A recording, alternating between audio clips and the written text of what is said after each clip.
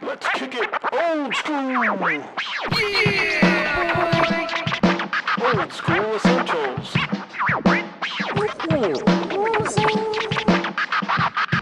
The further adventures of the Thunderous Fury. All right. It is Old School Essentials, the further adventures of the Thunderous Fury, session 65. Time for the recap. So apparently some of us had a wild night. The ones who had it don't remember it, but they wake up with all sorts of fun. Basil Wilberforce wakes up feeling like absolute shit, hangover from hell, with a spider silk doily in hand. I mean, really, what the heck? Felix finds himself with an unexpected amulet on his neck, which he decides, hey, maybe that's not such a good thing, and tosses it across the room and then collapses at his bed. John Tor wakes up with a amulet on it, except he realizes it's with two beer steins, and he is so stoked because obviously the god of beer has blessed him or something. Who knows? So he picks up Felix's because obviously more beer is better. Orion wakes up, feels his corn purse is light, his memory is light too, so he has no earthly idea what happened to that money. Kern wakes up at the butt crack of dawn and goes out to help fortifications because, you know, that. No, sir, before dawn. Right, sorry, before dawn, and goes out to help with the fortifications because, of course, he never partied, and, well, that's Karn.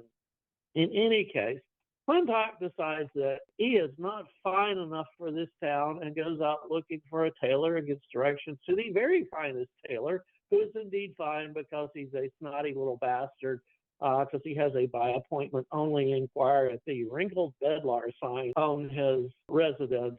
Of course, Clintok decides that, hey, he can nevertheless get something out of the transaction by going through the guy's mail and picks up a invite to a party at House Osgbody, which he immediately appropriates. He goes over to the wrinkled bedlar, indeed manages to bribe the doorman as Lord Clintok, which I guess is, I mean, technically he didn't renounce the Wagonbow stuff, so yeah, technically he's got an estate. Never mind that it's fallen. It literally had a hellhole in it the last time we saw it, and we're running away from it. Well, whatever. Technically, okay, he has an estate. He finds his tailor and gets him to agree to help him out. Poor Taylor has no earthly idea what's going to happen, and in the meantime decides he needs to hang around a higher class of people and goes to the Earl's establishment, and unbeknownst to everybody else, sees these two steins on it, and decides, hey, this is a decent place. Everybody else will figure it out later, of course, where they got their little necklaces. You know, being Clintok and being a recent widower, he decides he still needs the touch of the fair sex, and talks up a rather rich and slightly snotty lady, partially by dissing her companion, and indeed manages to get her to stroll around with him and go back to the Earl's for high tea, which includes apparently something called unicorn rump, even though it wasn't a real unicorn. Really, you'd have to go to the capital and get invited to the king's party for a real unicorn, or emperor's, whatever. So in the meantime, an invitation comes for Karn to attend a House Osgbody party, and originally he's like, party pit, who cares? I don't do parties. But he is told a great honor for his wonderful deeds and thinks, okay, well, maybe okay. There'll be some people I can talk to about St. Cuthbert there, and decides to go. Back to the hungover people, Basil Wilberforce goes out to look for a hangover cure, and indeed finds the local apothecary, a wonderful guy by the name of Edgar Wyrmspittle. I mean, really, would you buy your shit from a guy called Wyrmspittle? Really? Only if you care about quality. Only if you care about quality, obviously. So it quickly becomes obvious that Basil goes from looking for a hangover cure to looking for various debilitating poisons he can put in people's drinks, fun food, or whatever. But, Wyrmspittle apparently does not care a bit and tries to sell him half the damn apothecary.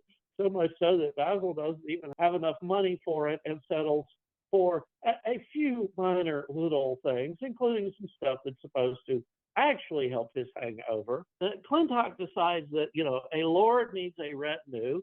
First, irritates the tailor by showing up with a bunch of people instead of himself, but manages to talk the tailor into actually servicing all of us. And all of us are indeed happy to get new clothes because it's been a long couple of weeks on the road running away from, everything in the world, just about, but mostly the empire. And the tailor is, of course, a snotty little bastard, but, he's not too snobby about money. So we do indeed manage to get him to help us out. In any case, Orion gets a mustard and olive color outfit with a billowy cloak. Clintok, of course, gets himself some high fashion and, as usual, a matching beret because one must have a beret, of course. John Tor gets a dove gray and burgundy because, indeed, those are the general colors of his house. Of course, they would probably prefer if he didn't wear them. They did throw him out after all. And everybody is happy with their new outfits. So we go back to the inn and have a heavy lunch, including with John Tor deciding that, there was no way he was going to show up in a brewing town without going around and having a tour of the local beers. Note, not breweries, beers. And here's some fun things about what goes into beers, what supposedly goes into beers, such as mussling bones and dragon scales and all that sort of fun stuff. But in any case, we hear a couple of fun little rumors that we decide maybe not follow up on. So we finally go to the party, and it turns out that we are slightly overdressed, and Clintok's wonderful little snobby date is, of course, making snide remarks right, left, and center about everybody here, which is her way of enjoying herself just in a slightly different way than most people. One of the people we meet at the party is a Lord Mere who apparently makes his family's fortune painting. And indeed, Clintok suggests that Lady Amora get a portrait of herself, and she, of course, never a better subject. And Lord Mere is like maneuvering her, stand over there. The light falls on you so much better there. Yes, I think we'll do it exactly that way. And Clintok, being who he is, realizes that as Lord Mere goes off to prepare, Lady Amor is missing her rather gaudy necklace, and that's where things kick off. Yes, it is. Okay, and I know Basil Wilberforce was attempting to, at some point, sneak in to maybe find the secret recipes because that's what Wyrmspittle was looking for. Wyrmspittle hinted that he wanted a little backdoor work there. Yeah. Karn, you are cured of the disease in the morning from Hilda Harrimore. She would have cured that for you because Basil W. and Basil Bessex both were cured when you first arrived. Okay. Zophan is the only one who did not get cured, at least. Would have to wait the next day. I wasn't really sure what Zophan was doing. I know he was kind of wandering Prigwort, kind of checking things out. And yeah, I don't know if he was going to participate in what was going on. It sounded like he was going to do his own thing. yeah, he was kind of going out for like a breath of fresh air. Okay. Feeling not very social. Okay. Would he have joined the group at some point and done carousing, or do you think he'd just keep to himself? I think he'd probably keep to himself. Okay. Yeah. Unless they encountered him on the street and he was roped, he was peer pressured into it. He would have just gone to bed. Okay. Well, you at some point you would have probably encountered Orion absolutely blitzkrieged, playing all sorts of crazy songs about hags and dwarves and whatnot, like singing very loudly through the streets, waking people up. Yeah, you probably would have run into him or heard him at some point during the night. Okay. Yeah. And maybe it didn't happen, but if that were the case, Zophan would have tried to do what he could to try to coax Orion to bed. Whether or not he was successful in that endeavor, and he was just like, no, I'm gonna keep playing. Yeah, obviously that didn't happen because I heard all sorts of fun stories about what Orion got up to last night. Yeah. So there was a party that evening at House Osgbody, one of the brewing houses, and Zophan obviously would make his way to the keep at some point Yeah. to get cured. Is there anything Zophan would do during the day? You'd be staying at the Clashed Antler. You'd find that out because you can't stay at the Oath of the Oaths where they were in pretty much the hot tubs drinking and having a good time with Gotti and Blessy, I believe, were their names. But the Clashed Antler is kind of like you like rent a cottage and you get breakfast. So you probably would have been staying there. I would guess that you'd go up to the keep, probably run into Karn at some point because he was out working with the soldiers and get cured of your whatever that horrible disease, that wasting disease from the gloam. Yeah. He might try to see if he could get some studs in his leather helmet. You know, Okay, kind of like beef it up a little bit. yes, because there is an armorer in Prigwort.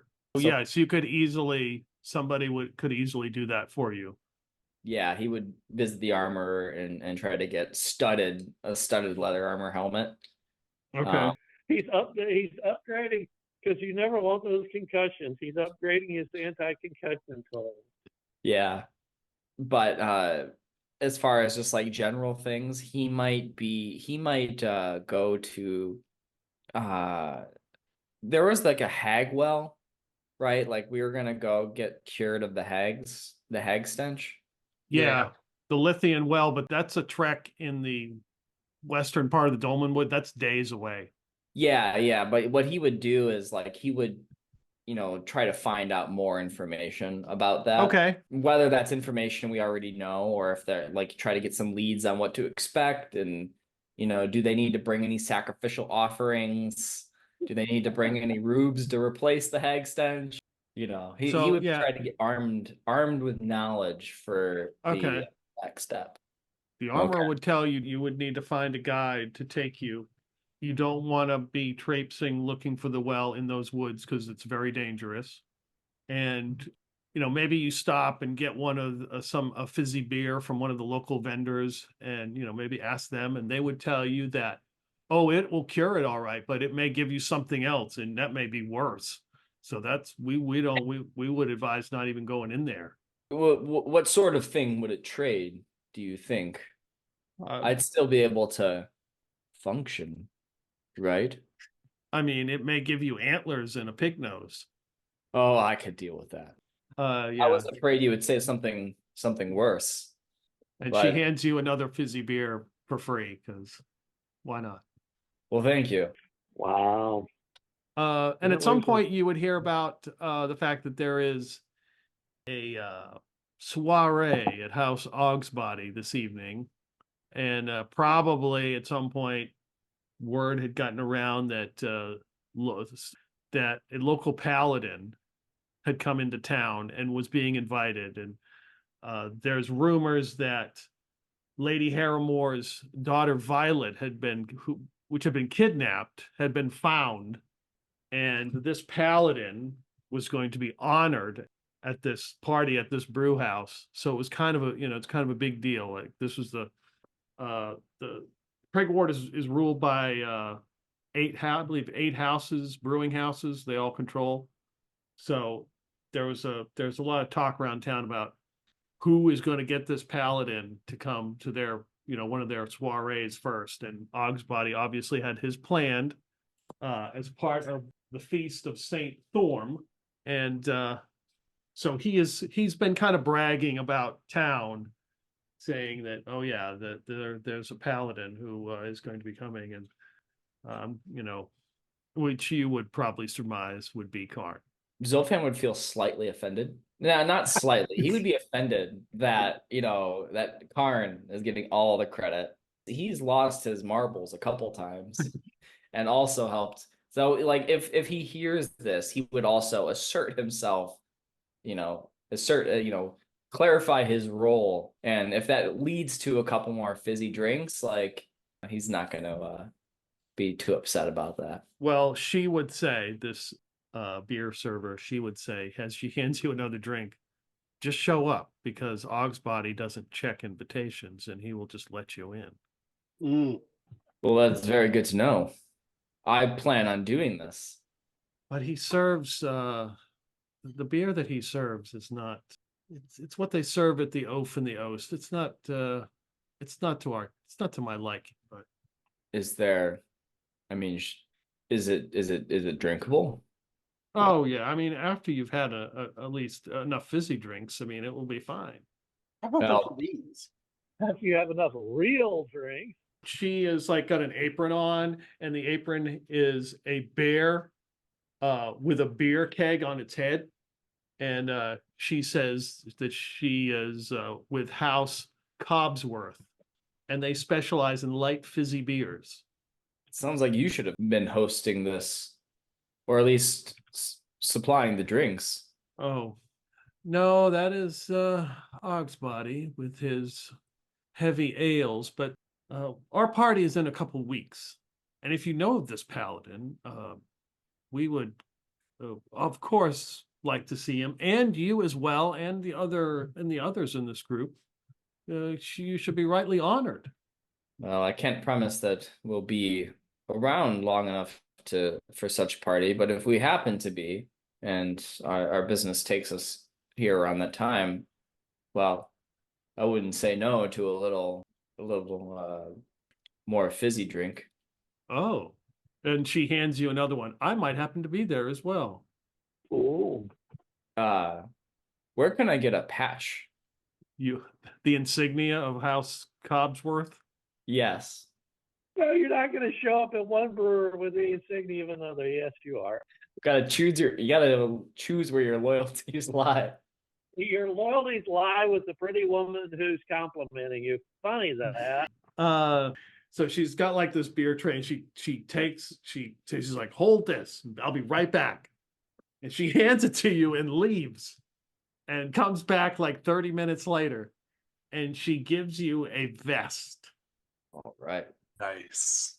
It's got like gold thread in it, and on the back it's got the bear with the keg on its head. It's like an oak brown color. Is it like a cloth vest? It's like velvet. He dons it and he's like, "Ooh, this fits snugly, and it looks stylish too." Oh, it does. I travel quite a ways. My travels take me to lots of places, so this bear will be getting around, if you know what I mean. She looks jealous. Well, she hands you another fizzy beer. This is one for the road. I probably should best be moving a different place in the market here, and I've got to do some refills.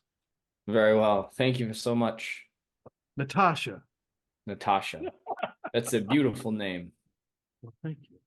And he winks at her as he takes his leave after like 4 or 5 fizzy beers, and he's probably feeling a little tipsy at this point. And he's like, I gotta pee so bad. Yeah. Okay. Find some alley somewhere on the way to the party. Yeah, she tells you where it is. So you know where I said 8. There's 7 noble brewing houses. So you can make your way at some point to the party if you wish. He would do that. Okay. We will cut to Basil Bessex. Basil blinks a couple times as he wakes up. The room is dark. He hears music playing. And then a lantern comes on, like a light comes on from somewhere. And you're at like a desk. At first, it looks like it's a crate that's just been like turned over and somebody uses it as a desk. And then it looks more like a desk you're at. And sitting beside, right across from you, is somebody who looks very familiar. You notice as you like blink a couple times, and you realize it's the dock master. How did I get here? And she smiles at you with her missing teeth, and she says, "Oh, Basil Bessex, it is, right?" Yep. I remember I beat you and all of your, I don't know, workers. Workers? Poor excuses for arm Oh, wrestler. they are poor excuses. This is mighty extravagant. Is this your ship? And as you pause for a minute, you can hear sloshing like ocean waves. And then you look down and there is like letterhead with a stylized seat for the commodious first class. Basil's just kind of like he blinks and he's like, "Am I dreaming?" Dreaming? Isn't this what you wanted? Uh-oh. Dreams become a reality, don't they? It's exactly what I wanted. It's a fine just- ship. Just thought I would never actually get it. That's not bad. It's place is a little stuffy. So Basil's gonna get up and clear his head and go get the fresh sea air. So as soon as she stands up, she says, "Wait, I've got something to tell you. Don't be running off." But the waves are calling my name. Can't you hear it? No. What are you talking about? Listen, after you left Fort Vulgar, Uh-oh. a strange individual came into town. I hadn't seen anybody like him. It looked like his head was on fire. He was a short, stocky man. Did somebody put it out? No, Why not? He looked like a pissed off dwarf, but then again, they all look pissed off. Was he No. looking for me? He was looking for your group. He said he was tracking you. Somebody in the group had some sort of mark that he was able to track, a tattoo or something that they had gotten. But he hired all my sad sacks of dock workers and paid them double to go looking for you. Uh-oh. Said something about a debt and you stole his ship. I mean, Not this one, is it? I don't remember. And that's probably not a good thing. You see, we've had a couple different ships in our day, as fate has so chanced upon us. Anyway, I suspect he's going north to talk with Captain Snarkscorn, maybe to get some crookhorns to help him. Ugh. More crookhorns? Yes. Well, this Snarkscorn, which town is he in?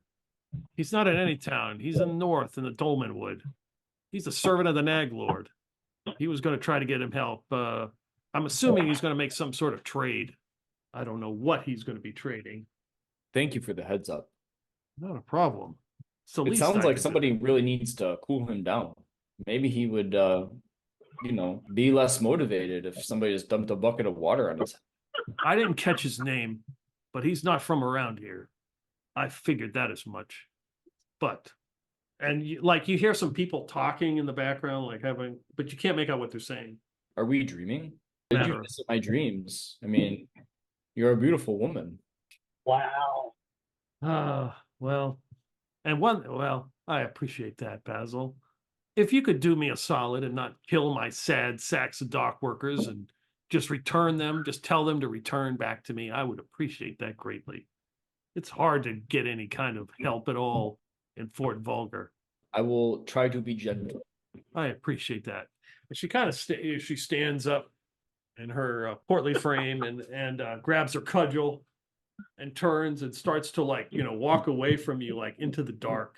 You start to come to and you realize you're looking at barrels of beer are stacked up, and there's a mirror that you're looking at. And then as she turns and looks at you, she changes into a red-headed woman and smiles. And she says, Yeah. "Oh, by the way," and then instantly changes back into the dockmaster and says, "Now that's 2 you owe me because I let you win." And she vanishes. And then you hear some talking, like 2 guys are like, "Hurry up, let's go. We got to get this upstairs." And they're moving a barrel, and the barrel's making that sloshing noise.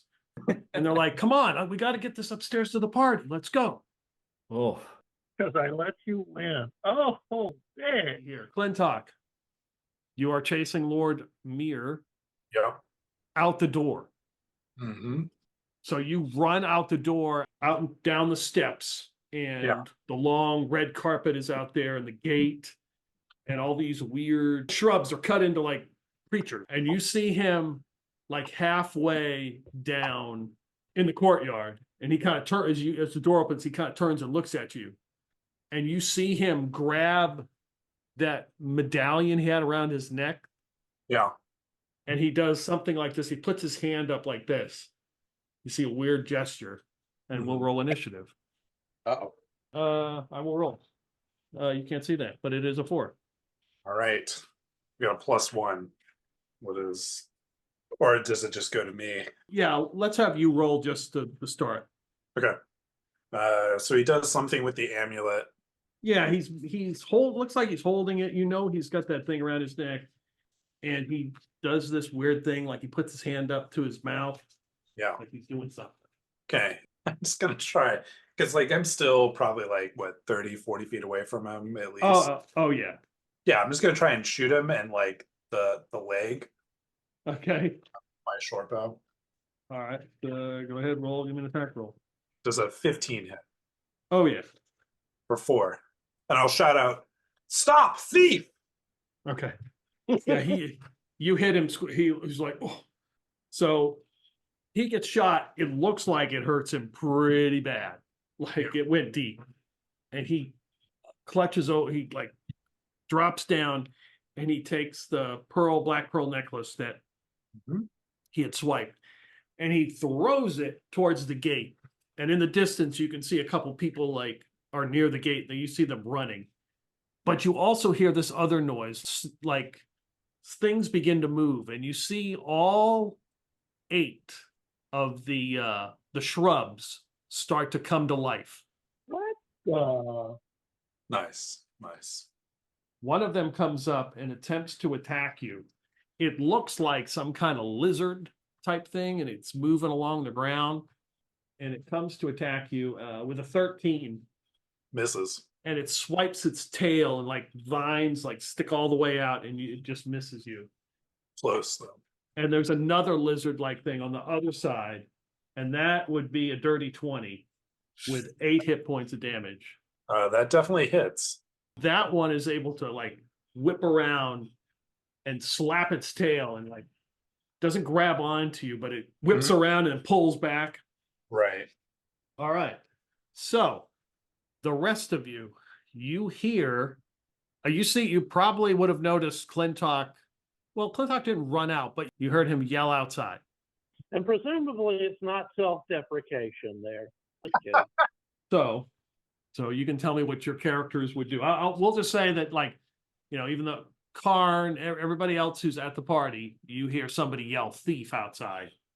Well, just in case Shantor's a little into his beers, Orion will slap him on the shoulder and say, "Follow me!" and start running outside to see what the hell's going on. Okay. So Orion and Jontor, you run outside and open the door, and you see all the shrubs that were cut into animals are animated. And there are the 2 that were like right in front of the door, like closest to the door, are right up at Clintok. Looks like they've attacked him. Okay. Well, crap. The problem here is neither of us are actually in armor because, we're in finery. We're not walking around in armor. Now, weapons I can believe because, sort of one of those. But I just don't see us running around in chain and plate, unfortunately. Oh, Karn's in armor. Karn's always in armor. Yeah, well, that's Karn. I mean, I don't want to handicap my character, but I just don't see them wearing their armor in camp. Yeah. If anybody else wants to do something, give me a second and I'm going to look up options. Well, I mean, we don't have to continue the fight. Certainly, the owner of the house knows something about this. Well, it sounded to me like it's some kind of a guardian, right? Could be a spell. To the pearl necklace but I could be wrong. And are there guards around? You have not noticed any guards in the festivities. You've seen servants, but you haven't seen any guards. Well, if we're giving him a minute, Karn's going to step outside and see what's going on. What's this about a thief? Where are the guards? So yeah, Karn, you make your way outside and you see that the shrubbery has come alive. And do I see my friend under attack? Yes, you do. Okay. If I can attack whatever's attacking him, I'm going to attack him. I will give you an attack. Yes, that's. You can But attack. yeah, I don't know if it would be this turn or not. Yeah, I'll let you attack this turn. Sword at the ready. An 11 plus whatever what is mine? That's a hit. If you got any plus, that's a hit. Yeah, +1. So 12. All right. That's a D8. With the Hemadiah sword, a 4. 3 Okay. plus 1, 4. Okay, so yeah, you reach out and lash out and like cut this thing in pieces of the shrubs and branches and break off and fall to the ground. It's sort of like flinches in pain. John Tor's going to try his trusty sleep spell because control water is not going to do it here. So I mean, you could overwater the plants. It's just going to take longer to kill them Right. out. Yeah. I mean, it just says creatures, excluding the undead, and the plants are not undead. So True. Yep. True. he should be able to sleep a total of 2d8 hit dice of creatures of 4 hit dice or lower. All right. I don't know if these things are differentiated, but it says weakest first. So if there are weaker ones of these bastards, it's got a range of 240s. Yeah, and I rolled a 2 and an 8. So 10 hit dice of creatures need to save versus sleep. So 10 hit dice of creatures need to save versus sleep or go back to doing what they were doing. All sorts of rolls. Okay. All right. Okay. Dirty 20. Nice. One more. Wes, give me a D4 roll. 2. Okay. You cast the spell, Yeah. and all of a sudden, you see the animated, they look like deers. They just kind of like lay down and like just fall like they're taking a nap. Nice. And then what looks like, strike that, reverse it. The deers actually made it. I got that backwards. The lizards, which are really worms, curl up into a little ball and tuck and go to sleep. And Okay. then you see what looks like a unicorn, which was one of the first ones when you first walked in, kind of lays down and goes to sleep. And then at the gate, you hear some noise and see like 3 guys collapse down and fall asleep. And then the one guy standing there behind the gate going, "What?" And the one guy that Clintok was chasing, he just falls onto the carpet. Good. Well, that's a hell of a better outcome than I expected. All right. Who's next?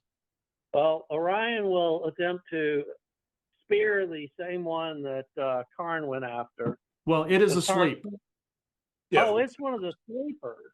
Yeah. Is there another one currently attacking Clintok? The 2 that were attacking him are asleep right now. Okay. Orion will go up to Clintok, muttering something about all sorts of great second level spells that I never get to use, but I always have to memorize this one. And you get 6 hit points back. Is that magical healing? Yeah, it's magical healing. Not going to do anything for Clinton. Yeah, you would know that doesn't work on him. It doesn't work on him anymore? No, he doesn't have a soul. God bless it. Okay, well, I wouldn't do that. Correct. You would say, "Oh, I know what I need." Oh, wait, no, that's not going to help you. Right. Well, still doesn't matter. That's the spell he's got memorized on second level because everybody always needs it. So he's just going to go up and, well, what can we do? I'll look at Clintok and go, which one's the thief? The one on the red carpet. I just point to him and I say that bastard. Okay, I'll go up and not actually poke him, but put my spear to his throat. Okay, so yeah, you've got the spear ready to take him out. Yeah. He's got a huge arrow sticking out of his leg. Basil Wilberforce.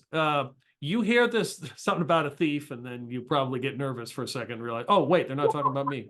Am I creeping around at this point? You've gone out to a different part of the house. It's still open, but you can see that there are stairs that go up, and some of the servants are coming down the stairs with like food and stuff. And you can see that Persimmon Osgbody, the rotund man with the Fu Manchu mustache and the horseshoe balding, and his rose-colored mink fur coat with chains around it, and his asparagus green knee-high boots, kind of like, he's like, what has happened? What is going on?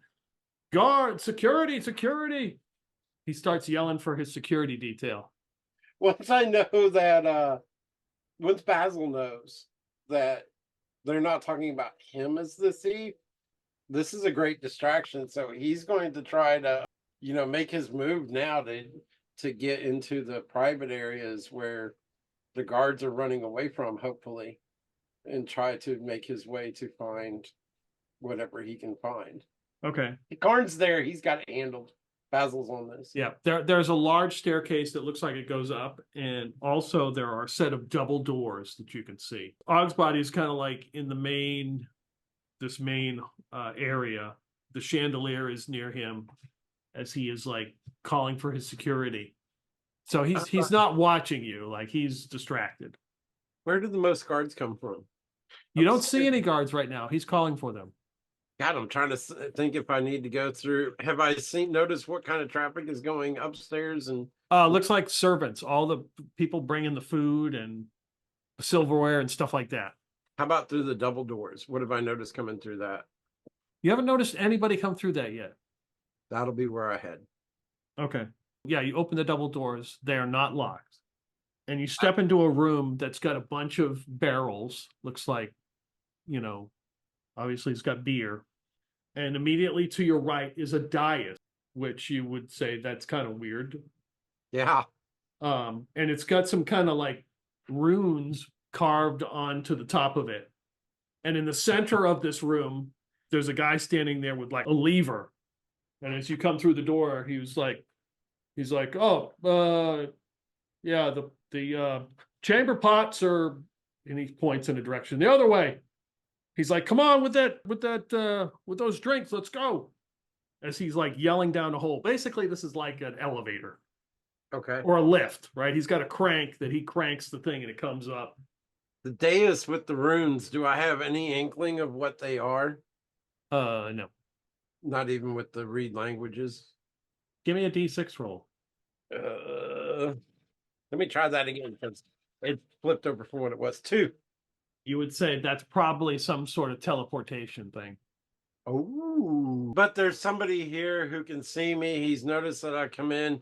Are there any other doors in this room other than the ones I came in, of course? Nope. Nothing that looks like ledgers or chests or bookshelves or... No. I guess I'll exit, and when I have time, try to make my way up the stairs. Okay. So yeah, you back out of that room. Basil Bessex. You see these two guys rolling a barrel, kind of looking at you. He like blinks at them. Good morning. Good. It's evening. Are you part of the festivities? We're bringing the drinks to you. You don't have to come down and get them. Oh, I am. Do you need help?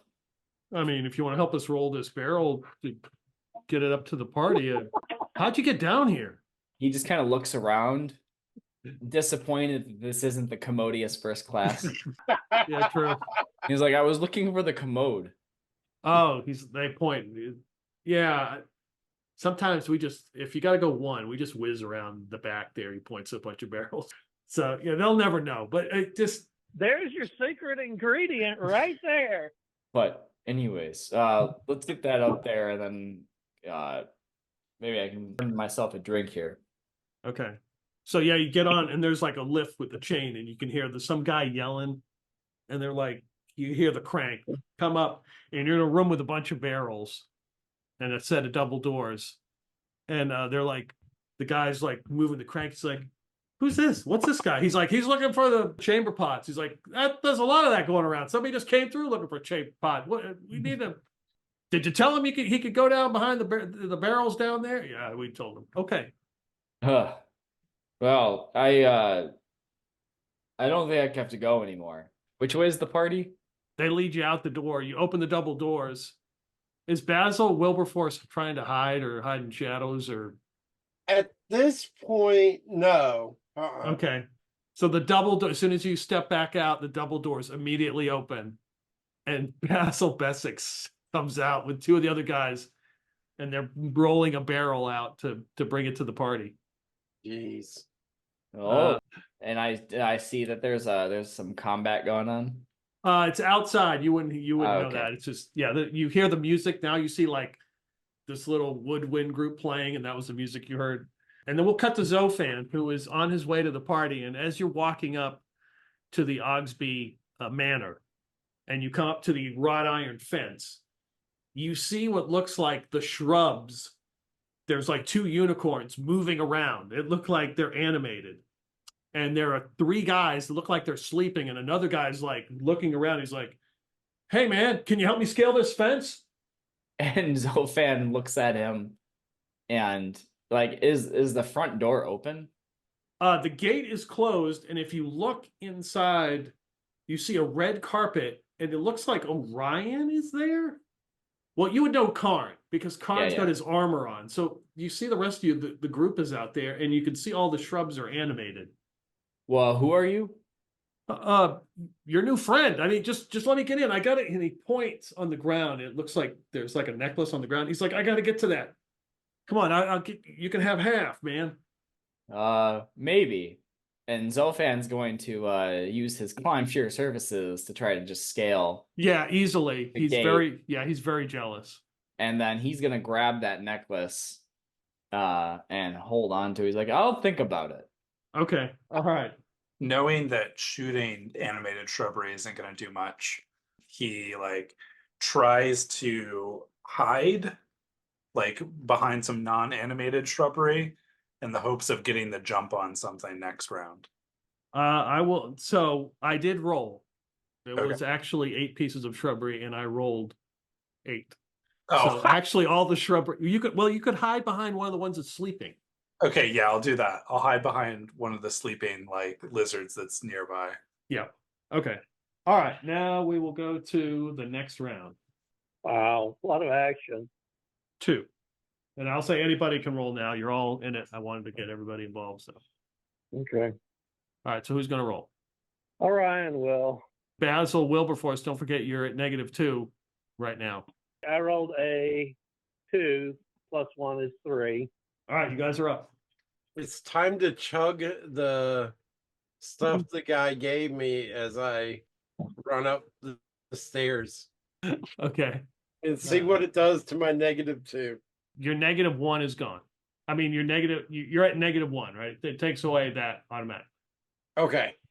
And you took Grue's ear. Yeah, the Grue's ear fungus. All right. I'll roll 2d6. Roll 2d6. Yeah, 2d6 and add them Shit. together. Shit. 5. 4 to 1. So 5 turns. So basically 50 minutes. You will be under this effect. Everything starts to look pink. And the lights that are on, you're like, oh my God. Oh.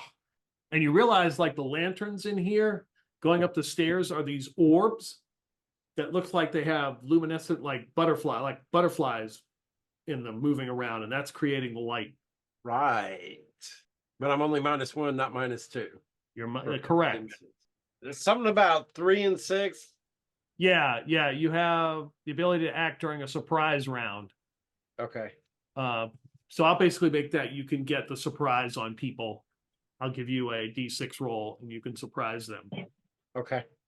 So you head up the stairs, the light, and you take that, and the workers are kind of like, they're too busy doing other stuff to kind of bother with you because they're bringing food down, and you see what looks like a couple guys with short swords run past you, and you're probably guessing that's security. I want to head in the direction that they come from Okay. because they were guarding something important, is my thought process. All right.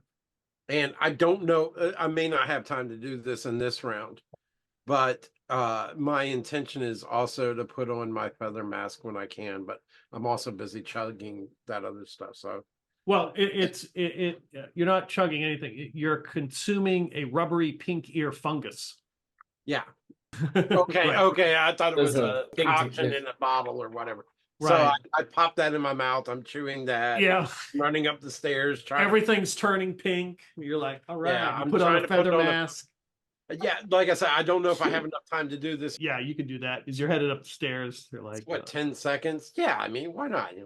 there you go. All right, cool. You got the And it's got a chance to keep me concealed. But do you want to roll that and not tell me? And I'll just, that way I just play act it. I think. yeah. I'll probably need to roll that. Basically 3 and 6, I can't be seen. Okay, I will roll that.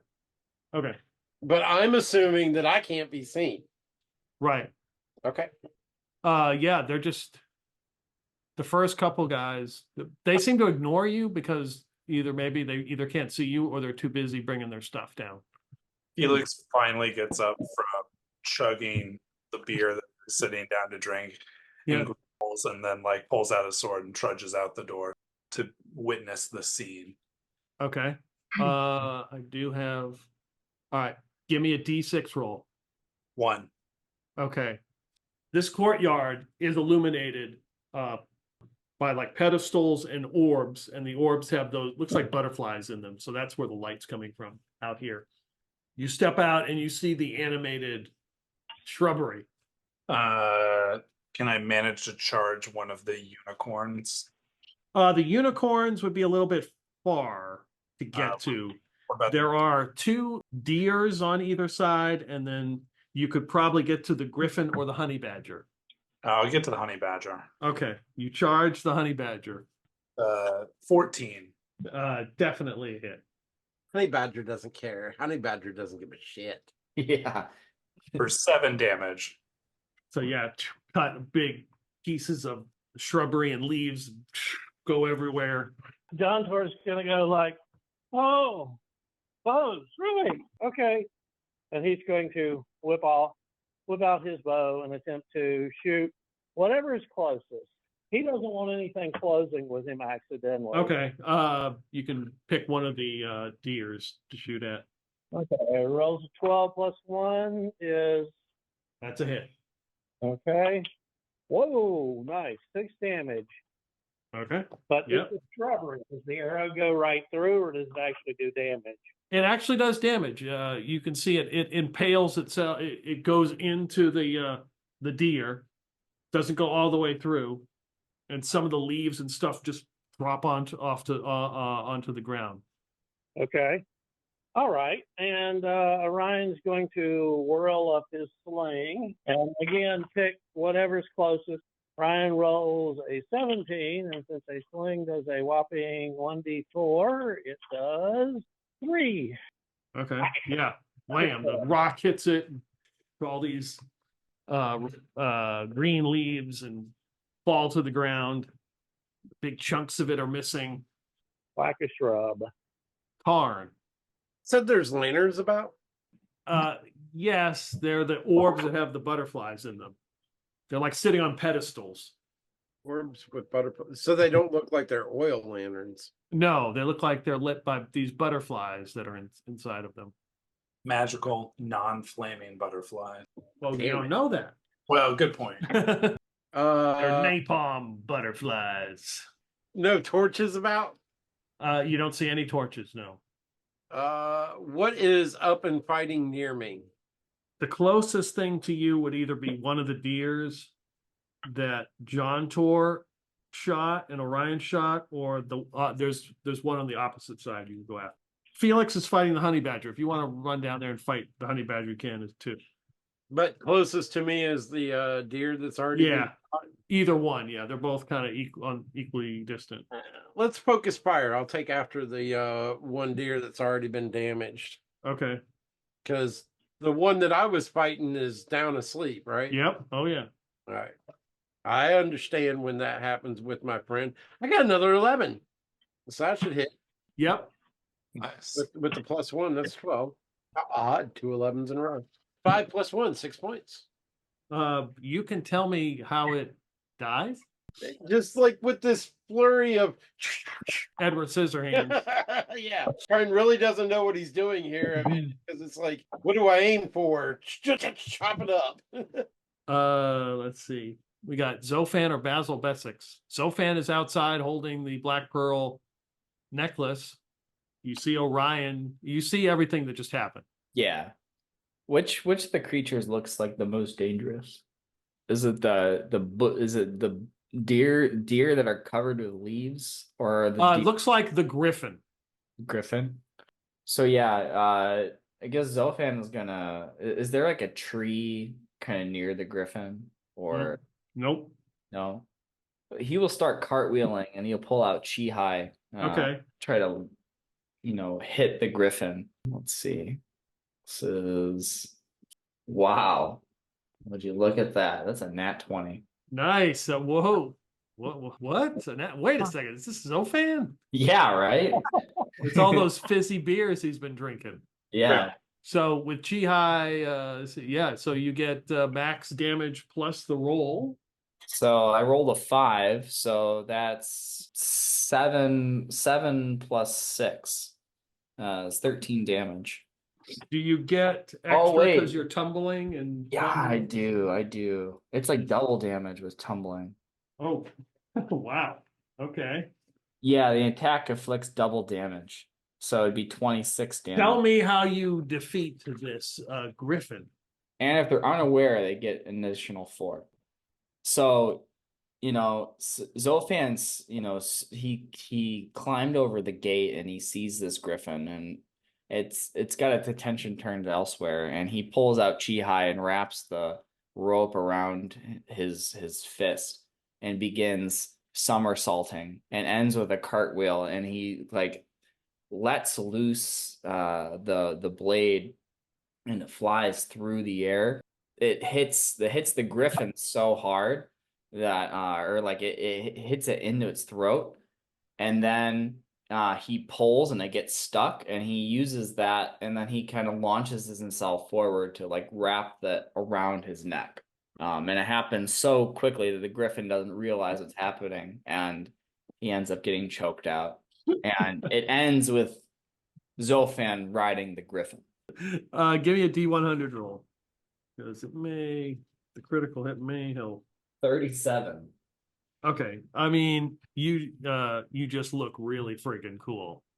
Basil, he sees sees Felix. He has gotten up to go outside and figures that he might want to follow. Okay. Because he knows Felix, and maybe the party's going out, or maybe we're going to another bar. And so he goes out, he'll go out and see what just went down, and he'll I don't know, maybe if he would be able to move enough, you could get to one of the deer that haven't been attacked. Yeah, he's gonna go punch the deer. Okay. Sounds like a metaphor or a euphemism. Let's say, well, that is not nearly as good. That's a 7, which is a miss, presumably. Yes, you punch it, but it just kind of like sinks into its viney side, and you pull your hand back with like some leaves and little scratches. Oh, that'll be his turn. Okay. Is that everyone? Yeah, I think so. I think it's everybody. All right. So the deer is on you. It will retaliate. Puts up a hoof and tries to whack you with a natural 1. It only embarrasses itself. Let's see. The honey badger on Felix. That is going to be a 21 to hit. That hits. 7 damage. So honey badger don't care and comes after you. It's true. Griffin's dead. The unicorn charges up to Felix with a 13. That would miss. Yeah, that misses. And the other unicorn comes running up to Orion with a 10 and misses.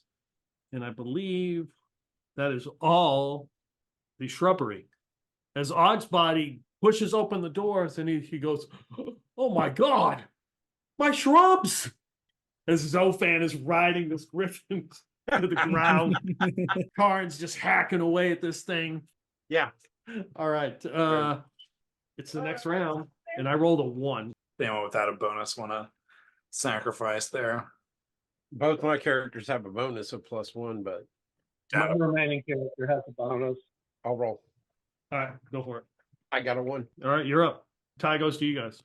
Basil Wilberforce keeps on going where he's going, I guess. Okay, yeah, you walk up the stairs, and so there's like a 10-foot archway in this room, and it's like a big serving quarters. Like they've got all these baked goods, and they've got plenty of soft turtle shell rolls that they're all piling on these plates, and you can see that there are some stairs in the very back where people are coming up. It looks like, it's really warm in here. Like probably they're cooking. For some reason, they come up the stairs and come back down to come in, as opposed to, which would make more sense, like for them to go like straight into the manor. They kind of have to go up, around, and it's all about making sure they get enough steps in a day. But like to your right is like a swinging door, and one of the servants comes through with looks like a basket full of hot rolls that he's kind of balancing, and he's walking. It looks like he's walking, and it looks like he's gonna like run right into you, and he stops for a second, and somebody's quick, get down, okay, and you realize this guy doesn't see you. Kind of step out of the way, and he just kind of scurries down the stairs. A couple rolls fall off, and you hear them tumble down the stairs ahead of him. I know they can't see me. They're coming in one set of doors, or they're coming up one side of the stairs. And then Yeah, they seem to down be the coming other up side. this side, and then obviously they're cooking. The cooking area is down on the other side, like you're going upstairs and then across and then down. Or you could go to the right where this guy came from, where all the rolls are. Where did the guards come from? You saw 2 of them pass you on the stairs. You're not sure. I'm trying to figure out where the servants aren't at a lot. Okay. And heading for that, because obviously he's not going to keep his secrets in the kitchen, Right. or anything like that. Okay. So looking past like the swinging doors, because they don't cover, the whole entryway. You can see one of the guards is like stuffing his face with a piece of like the raspberry cake. Like, what's going on? And then he runs past you downstairs. Okay. I go towards where he was at. Okay. You walk into this room, and they've got a couple different cakes, and there's a couple servants. Wouldn't say a couple. One in here that's like decorating a cake. And there's one that looks like they've cut pieces out of it and eaten it. Maybe it was damaged and had to be taken care of or something. They screwed it up on purpose so they could eat. Right. Yep. Yeah. So it's kind of like he's decorating a cake. Okay. Are there any other doors, entryways? anything? Yeah, there seems to be a lot of like swinging doors in here. Like ahead of you, there's another set of swinging doors, and you can see look more like quarters, like probably where the servants stay. Okay. What about in the other direction? I'm looking for his residence, basically, is what I'm trying to figure out. You would surmise he probably doesn't live up here. I mean, this is probably like this kind of servants area where they make the food, and probably where they rack out. And the security was up here hanging out, eating. So basically what I found so far is so none of this looks like his residence. You're talking about like his private area, right? Like where he hangs out. Probably not. Okay. Is there anywhere else here in the entire area that I've noticed so far that I can go to explore in this entire place? Like anything that I've noticed so far? Well, there was a small little not study area. So there's a main hall that's got in the chandelier. Yeah. There's the place where the chamber pot is. There's the quiet room where Clintok was with Lady Amore talking and discussing the couch and how it's cheaply made. It's a cheap knockoff from what is really at Castle Brackenwold. There's the elevator / lift that goes to the basement, and there's the dais. And I saw the beer coming up from the basement. Correct. I guess my instincts are to head back down there to where I saw the elevator and the dais then. Okay. Back where I came from. All right, you head back where you came from. Because right now I'm exploring and trying to figure out where am I going to find this. Okay. Let's see. All right, who's next? So are the shrubberies still up and moving outside or not? Yes, there are 4 that are still animated. And Wow. 2 that are sleeping. Okay.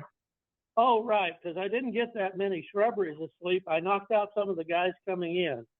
That was funny as shit. Okay, well, Contour Arrow, not on a 9, modified to a 10, I'm guessing. That would be a miss. And Orion 20. Okay. All right, is that a natural 20? Which one are you attacking? You're closest to the honey badger. Oh, I'm sorry. I'll take that back. The unicorn attacked you, so Yeah. okay, my bad. Yeah. So if he's in melee, he's using a spear. That's fine. Which is 6 damage plus max plus 4 more damage, so 10 damage. Okay, so you can tell me how the animated shrubbery looking unicorn dies. And this is a supposed unicorn? Yes. Okay. Well, Orion stabs his spear through the middle, and then despite the fact that he really supposedly doesn't have the strength to do this, basically takes the whole shrubbery unicorn and flips it into the air and slams it down on its back on the other side of it. Nice. Much to Osgbody's horror. All right, who's next? Oh, roll me a D100 just in case it may do something. 35. Okay, you just look cool doing it. Yeah, So Felix, you've got the honey badger and a unicorn you're fighting. Yeah, Felix is gonna try and take out the honey badger Okay, for 19. that's a hit. All right, for 9 damage. It is barely up. It is just a bunch of twigs, like all the leaves are gone. It's just a bunch of vines and sticks stuck together. He just growls and says, "I wasn't supposed to be a gardener." Basil Bessex. Yeah. He's gonna punch the shrubbery in front of him. This is what we're reduced to. Trimming shrubbery. For the 14. That's a hit. All right. 5 damage. Nice. And Zophan is gonna go after one of the unicorns. Okay, yeah, there's one attacking Felix. Yeah, so then he will unwind the rope Yep. from the griffin's neck, rewind it, and then start leap off the griffin and start acrobatically making his way towards that. That's a 16. That's a hit. And that's 4 damage. All right. Karn. I'm gonna focus fire with my friends, I guess. Okay, so you could go after the honey badger that Felix is fighting, the unicorn that Felix is fighting, or the deer that Basil Bessex is punching. What's closest to me? They're both about the same. Deer are tasty. Let's go after the deer. Okay. It's a shrubbery. 14 plus 1. That's a hit. Salad is tasty too. 7 plus 1 and 8. You can tell me how the deer dies. Pretty much the same way. He's just the gardener. What? The gardener who doesn't know how to garden. Osgbody is just like watches you go by. He gives him a quick look and goes, "You do see they're trying to kill my friends."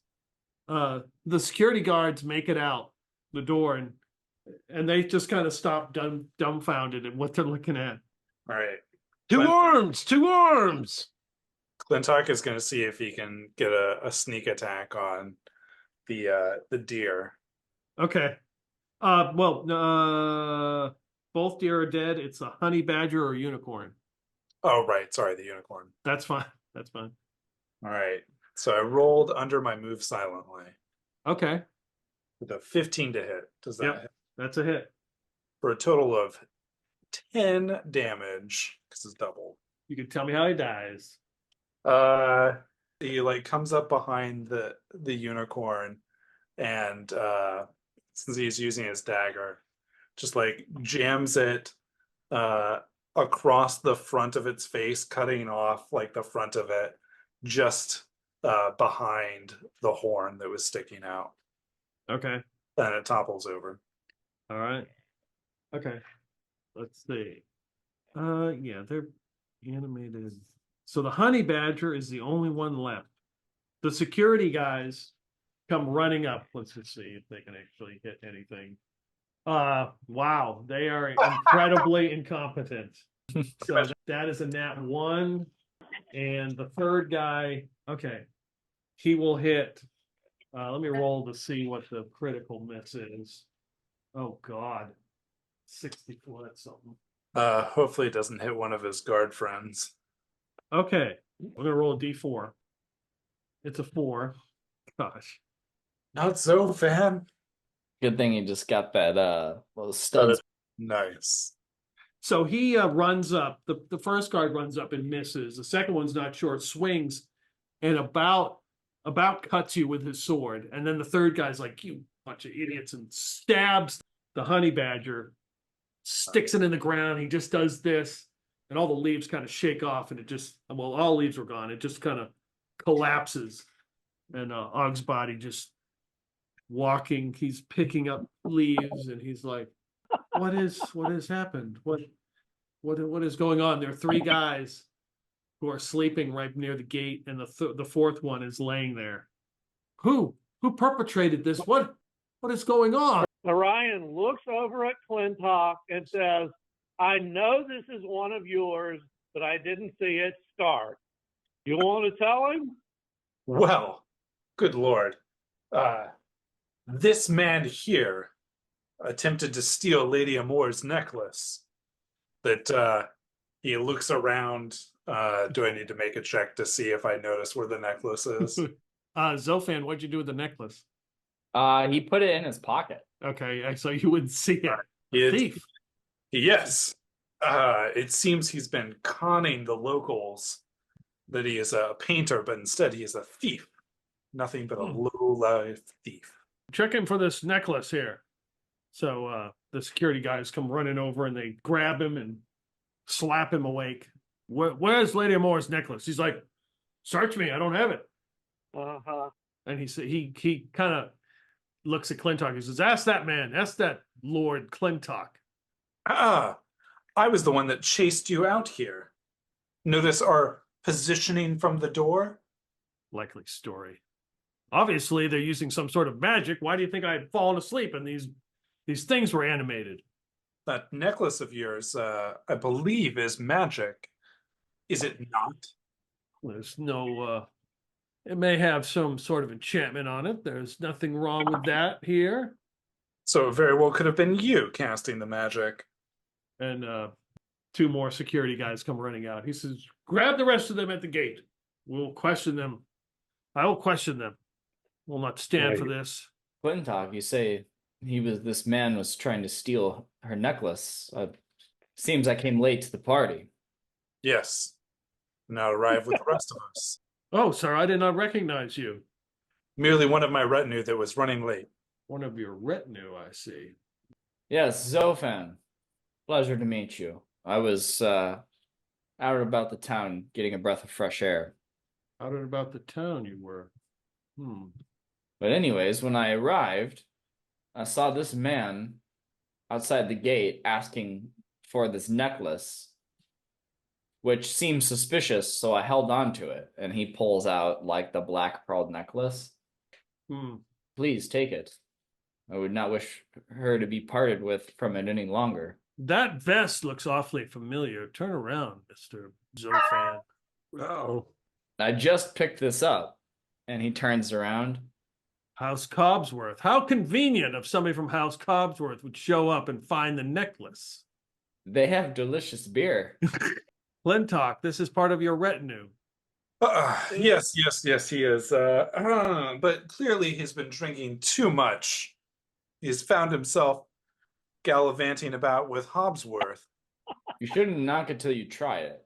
Although I have yet to try. You have to try the. Is it? What's this house name? Sorry.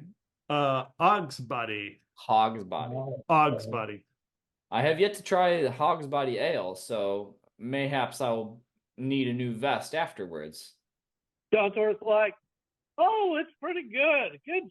A good chewy ale with a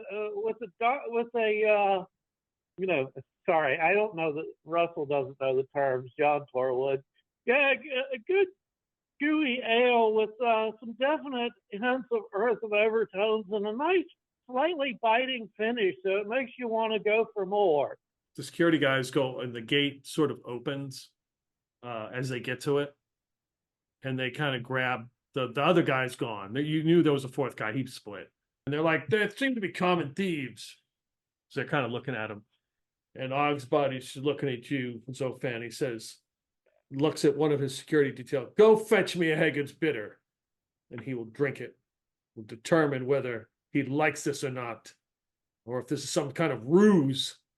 That's a good place to take a break. Sounds good. Amazing. One of the security guys comes hustling back to persimmon Osgbody as he waits and brings Zophan a Haggard's bitter beer in a stein and hands it to you and watches you intently. Oh God. So Zophan, he's going to take it, smell it, let it kind of fill his palate before starting to drink it. He'll sip it at first to get the flavor, and then he'll do a fully start drinking it. All right. How does it taste in comparison? It's definitely a fuller beer. Yeah. It's probably very heavy. So yeah, you could probably get like 3/4 of the way through, and then he'll like put it down. He's like, man, this is delicious, very filling. Yes. But after that fight, I think it hits the spot. Then he needs to knock back the rest of it. Well, yes. Let's return inside and maybe we will question these thieves, find out what happened. He looks at Karn. Karn, I will lead you to that. Leave you to do these things. I think that Karn scoops up the guy. Was it Felix or Clintok that was calling him out? Clintok. He scoops that guy up. He just grabs him, basically by the back of his shirt or jacket, whatever he's wearing. Picks him up and just drags him in. Yes, let us have words with the thief. And Osgbody walks over and takes that necklace and snaps it off of him. And then looks at Zophan and says, why don't you turn that vest inside out? Do you have another one? I may have some particular attire you can wear, sir. Yes, excellent. Get this man another Haggard's bitter. Fine work. As he puts his sweaty arms around you. Yes, come inside. He looks at Clintok. Your retinue has done very well, Lord Clintok. Thank you.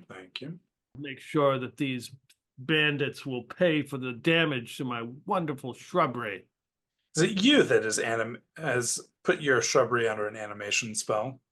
Me? No, I don't know such things. It is my great regret that I chopped up your shrubbery, good sir. I only did it to protect my companions and your guests. You did what needed to be done, and that's what I expected of you.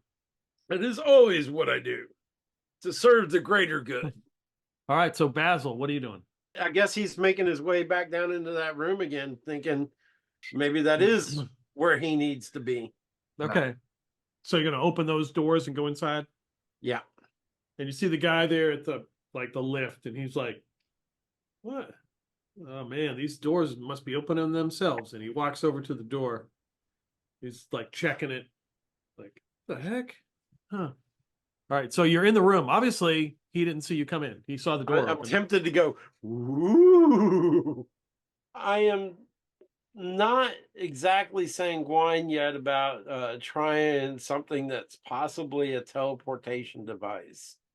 But I mean, there's either the place where you store the beer or this, and I don't see them keeping the recipe. Well, maybe they would keep the recipe. Is this where they're storing the beer, it looks like down there, or where they're brewing the beer? Look, Do I could be a have little- any clues about that? Could be probably a little bit of both. I'm going to see if I can find a way to ride that elevator down, get down to where the beer's coming from. Okay. So basically, it's like a crank system, but you can like probably let it go and have it just drop. But there's Well, a guy. are they like regularly taking it up, going down, or anything? Yeah, but nobody is right now. Is there anything I can climb down? If this dude is, if he's spending too much time looking at the doors, then maybe I'll let it drop and hope he forgets. Okay. Yeah, you can do that. You let it drop and he turns, he's like, what? What the heck? There's going to be stories about the haunted Og's Head. All right. So you are now in the beer cellar. There are barrels everywhere. Is there anywhere that looks like they're brewing? Any vats activity going on? Give me a D6 roll. 5. So you walk down there and kind of make your way through, like, not really a maze, but it's not a straightforward kind of walking through some of the barrels and stuff. And you see there's this big brewing setup, and there's one guy sitting on a stool, kind of watching it. And you see, like, it's, can't think of the word. It's this huge contraption. And it's like dripping into this like little small glass thing, and he's just kind of watching the whole thing. Okay. It's a Rube Goldberg machine. A Rube Goldberg machine. Okay. Yeah. Now I didn't get any of the other stuff from that guy because I've got to get this to be able to get that stuff, right? The pipe weed or the laxative, any of that stuff. Yeah, you got the lax. He gave you the laxative, I'm pretty sure, and the pipe weed. Does this guy look like he's got a drink or anything around nearby? Oh yeah, you're in a brew house. Of course he does. He's got a beer like right next to him. Well, then he's getting a dose of laxative, baby. All right. We'll creep up and give him a dose of the laxative. Leave me with 3 doses of that. Okay. So yeah, you pour it into his little stein there. He doesn't seem to notice. He just kind of watching the machine, like he's watching everything move through the different cylinders and around, and you hear different noises, and there's a belching noise. And while he's doing that, I'm eyeballing everything around to see if I can see. Obviously, I'm looking for a hint that there's a recipe around here somewhere, some kind of clue. Whether I'm looking for things like notebooks, pads, a desk, drawers, file cabinets.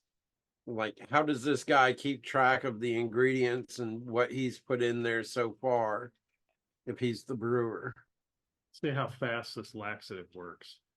So you're down here for a couple turns, I would say. Okay. Like studying this thing. There's like a ledger book, Okay. and everything is sort of pink, and you're like looking at it going, whoa, as the pictures kind of move. Basically, I'm sitting around tripping, waiting for this guy to go take a shit. Yes. And you're down here for a little while, and all of a sudden he gets up just as like the pink filter starts to fade. You start to come to your senses, and he's like he just kind of, he's like, oh boy, and he like runs back. You see him he runs in the back behind some of the barrels. I begin rifling through the ledger and hoping that I'm finding a recipe here. You don't find, like, not really a recipe, just the status of the various ingredients with nothing. So you're looking at the ingredients, you're like, yeah, okay, that makes sense, hops and and then there's like that basically it reads secret ingredient. and Read the ingredient. amount is being ticked off. Okay. So now I got to play detective and figure out what the secret ingredient is. How hard is it going to be for me? I've got to try to look at what they've got here that's going into it and try to beer doesn't have a whole lot of ingredients, right? So there's like barley, some type of a malt, some water, a yeast, and whatever secret ingredient there is, right? Some hops. So I try to look and see if I can match up, like if it says water, okay, there's the water tanks, and hops, those are the hops, and this and that. And Okay, if nothing else, I can grab a handful of each one of the ingredients. give me an intelligence roll. All right. Basil's intelligence is, what is Basil's intelligence? It's actually high. 16. All right. And I need to go under a 16. And I got a 13. So you're doing all this, so you can hear the guy moaning and groaning back there. And you're looking at the machine and you can see that there's some weird, it almost looks like a rain gauge. Okay. And there's like some sort of liquid that's in it. A That's graduated cylinder. yeah, and it's like, it goes through and like drips out, and you figure that's probably what you need, but it's sort of attached to the machine. So you'd have to unattach it. Okay.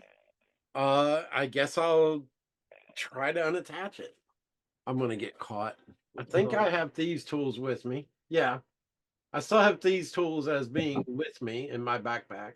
So like one of the skills, is there a thieving skill? So would it be something like open locks or find and remove treasure traps? Yeah, let's go with that. Yeah. Let me make sure I did update him properly. I'm pretty sure he is, but since this is important, I do have thieves pulled up. He's a level 6. 40%. So treasure traps is 40%. So I need a low roll. Oh boy. Let's get the glasses out for this. I got a 55. Oh, Got a hustle point.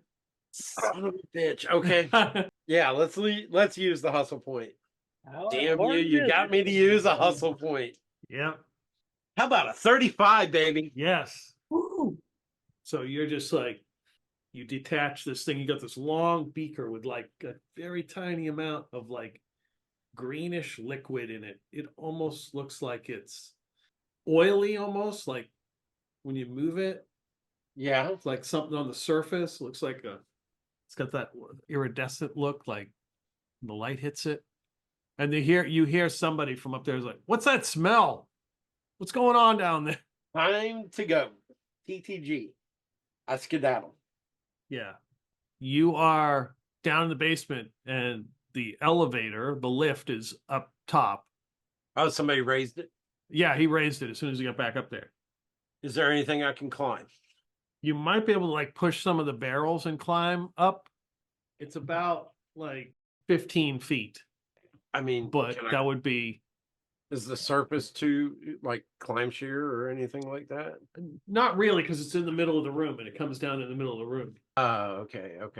And even if you were to climb up and like grab onto the lift, you can't get through the space. I guess I could either try to set some barrels around or I can wait for the lift to come down again. Is there any way down here for the lift for me to make the lift come down? No. I guess let's go hide behind some barrels and wait. Okay. All right. Patience is a virtue. I'm gonna give this guy a roll, see if he. All right, yeah, you still hear him behind the barrels. All right, so you guys go back into the manor. The music, it's like utter silence as you come back in. Osgbody comes in and says, don't worry, friends. Some treachery was afoot, tried to ruin our great feast of Saint Thorman and our recognition of Carn Stone. And he waits, he kind of, Lord Clintok and his retinue, but they have stopped any attempt to ruin our festivities. And then everybody starts to clap. Let us have more Hey. cake. And he yells at the servants and they go running upstairs to get more cake. They have cake? Yes, yes, my friend. Oh, when did you get here? I don't remember. No, it's no matter. You're part of Lord Clintok's retinue. He just kind of furrows his brow. I suppose you could say that. I will return to the Lady Amora and make sure she's doing okay. Yeah, she immediately comes up to you. She's like, "Oh my, what happened out there?" Well, Lord Meyer has been posing as a painter, and while he either paints your portrait or pretends to paint it, he robs you blind. And he had definitely made off with your necklace until I had caught him. She walks over because Karn has got him by the scruff of the neck and just goes and slaps him one across the face. A petty thief. Yes, I fear we've caught him in the act, but he does deserve his day in court before his punishment. Clintok will walk over and say, to make sure you don't do anything else unintended, I'll be taking this, and removes the amulet that he had. Osgbody already took it. Yeah, he Oh, already took that. Yeah. Not nice idea, but Osgbody, yeah, unfortunately beat you to it. Karn's got that set of manacles though that he's had for a long time. He's Okay. clapped those onto this guy to make sure he can't make any kind of a getaway easily, or put a manacle on this guy and a manacle on Karn. Well, whatever you wish to do, Karn Stone, you may deal with this thief. My other detail has got probably his cohorts outside. If you wish to question them, you may. Whatever means necessary. Well, certainly you have a judiciary here in the in this wonderful town of yours. A court system, perhaps. They would be brought before the council. However, I don't know what sort of justice they'll receive. One of the houses may be involved in this. Well, this is your land and your homes. I merely wish to live inside your laws as a lawful individual. It sounds like they have a court. They have a court, Karn, albeit a kangaroo court, but a court nonetheless. Perhaps you've got a local jail. May I make a suggestion? That encampment with Hilda Harrimore, maybe they can be put to manual labor and be of good use. Such a fitting punishment for their crimes. And along the way, Karn Stone, I think that they should be entreated to the word of your great patron. Oh, but of course they shall hear. In the eyes of Cuthbert, all may be forgiven eventually. The punishment of Cuthbert. I think just the hard labor should be sufficient. You worried about cruel and unusual punishment there? He did a bad thing, but let's not kill the guy. Nonsense. I shall just give him the good word of redemption. Even sins such as his can be forgiven with due penance, but it shall be prayers night and day, my friend. Oh, Lord. So you're going to take him to the keep? Sure. I'll ask for a couple of guards and we'll chain up all his accomplices together and march them through the streets and get them on out of here. Okay. Yeah, Preaching 3 of the security guards way. come with you. Yep. Preaching the entire way. Yeah. Mm-hmm. What's the rest of you guys, other than Basil Wilberforce, what's the rest of you guys going to do? Well, Clintok is going to try and get more completely trashed and offer to escort her back to her home. Well, the other thief beat me to what my ultimate goal was. Oh, Lord. That's so bad. Okay. But Some you lose some. Felix has just pounded down the beers. Okay. Maybe she has other stuff at home. Yeah, Orion and John Tor are going to be just, having the party and getting the praise for, foiling the dastardly plot. Also, Karn, they give you 2 huge pieces of raspberry cake to take with you. Oh Nice. yeah, like it doesn't make the march. We have found Cornstone's weak point, sugar. Oh, Okay. All right. So for the evening, it sounds like you guys will be drinking, enjoying the party. Osgbody is delighted to have you. He keeps bringing out more food, and plenty of gluttony is going on, and the band plays. Music is playing. After a certain number of beers, Zophan would be trying to. He'd be kind of bothering Hogsby about getting a vest with their insignia on it, and then like make a show of like putting the vest on. All right. Let me see one thing. Okay. So Osgbody, of course, is like, oh yeah. So you see him go through the double doors and he vanishes. Like he'll be, I'm coming right back. And the party moves on for a couple hours. You guys are enjoying the drinking and the talking and the, everything that's going on. And Basil Wilberforce is still downstairs. He can hear people talking now louder and louder because, as people drink, they just begin to talk louder and louder. Well, he's not going to wait like a couple hours, I don't think. Okay. I think he would wait like 10 or 15 minutes and start getting a little stir crazy and going, all right, maybe I need to start stacking some beer kegs together and climbing up. Oh, okay. You Yeah, hear the like- guy from up top going, hey, you all right down there? What's going on? I can hear something. Does that guy answer? The other guy doesn't. I certainly don't answer. Couple more minutes pass. You hear the lift begin to come down. Ooh, this is what I've been waiting for. So what I've managed to stack a barrel on top of another barrel, I mean, making noise doing this as I yeah, go. you're moving stuff around. And as the Yeah. lift comes down, I go and hide behind some barrels. oh yeah, one of the security guys is like, "Oh yeah, I don't see anything. Hold on, let me look for him." And he hollers to the other guy, and he's like, "Don't go. Whatever you do not come over here."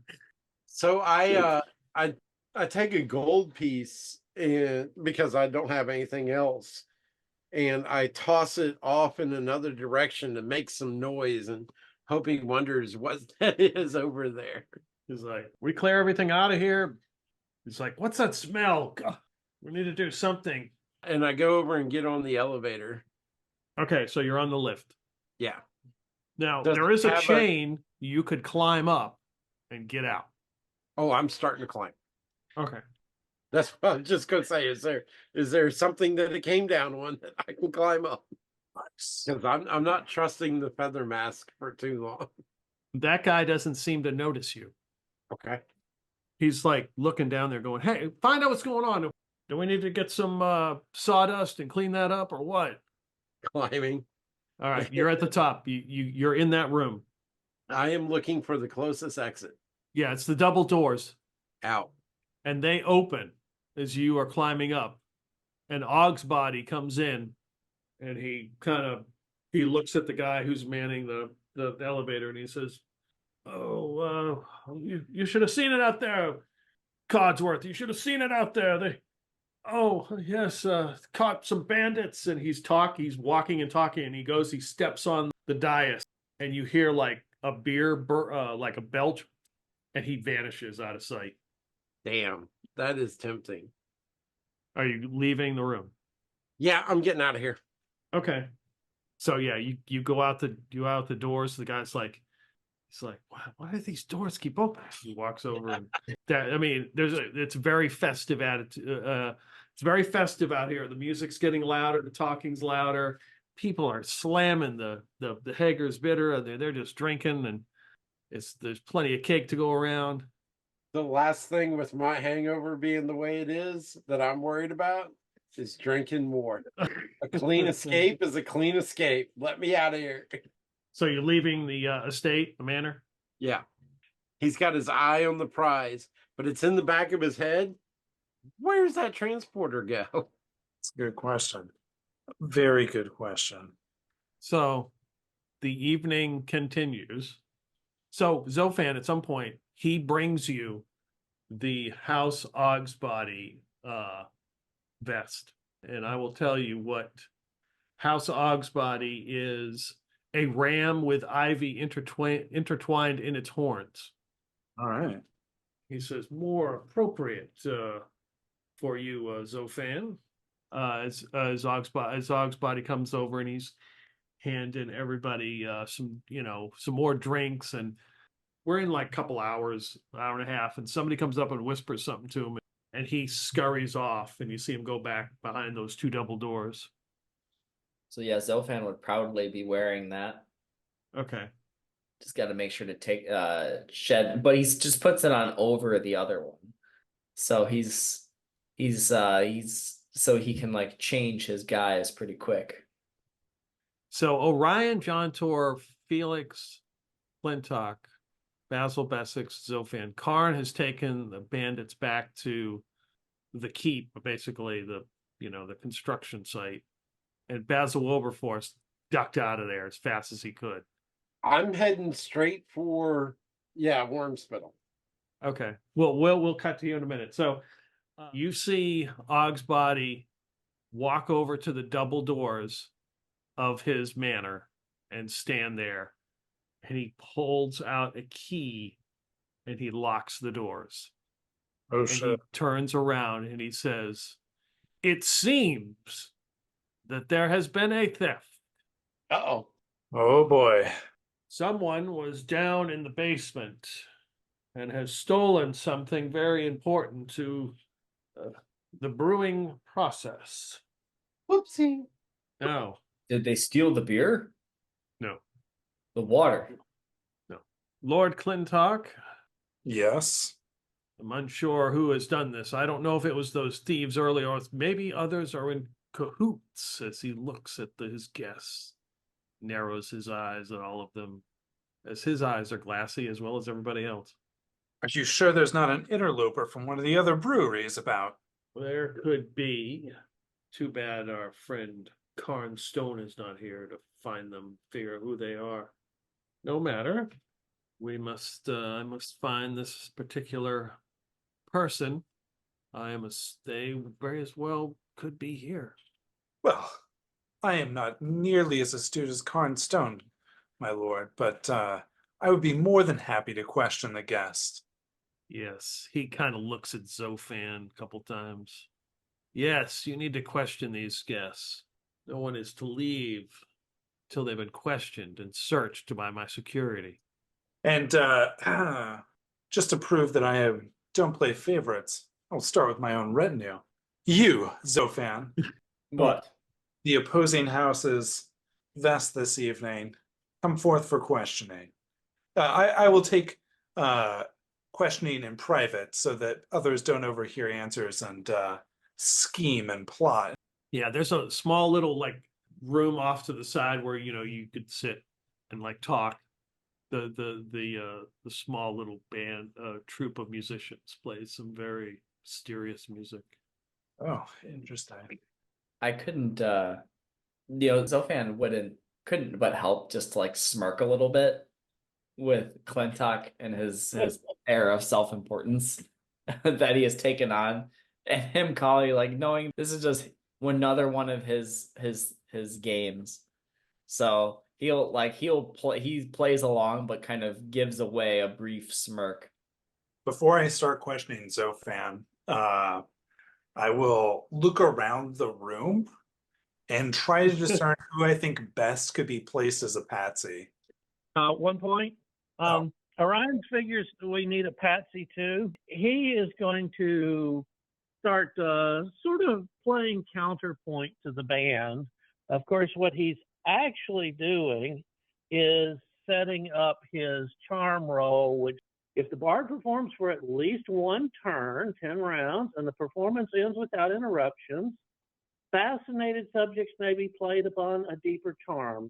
Up to 2 hit dice of creatures per level of the bard are affected.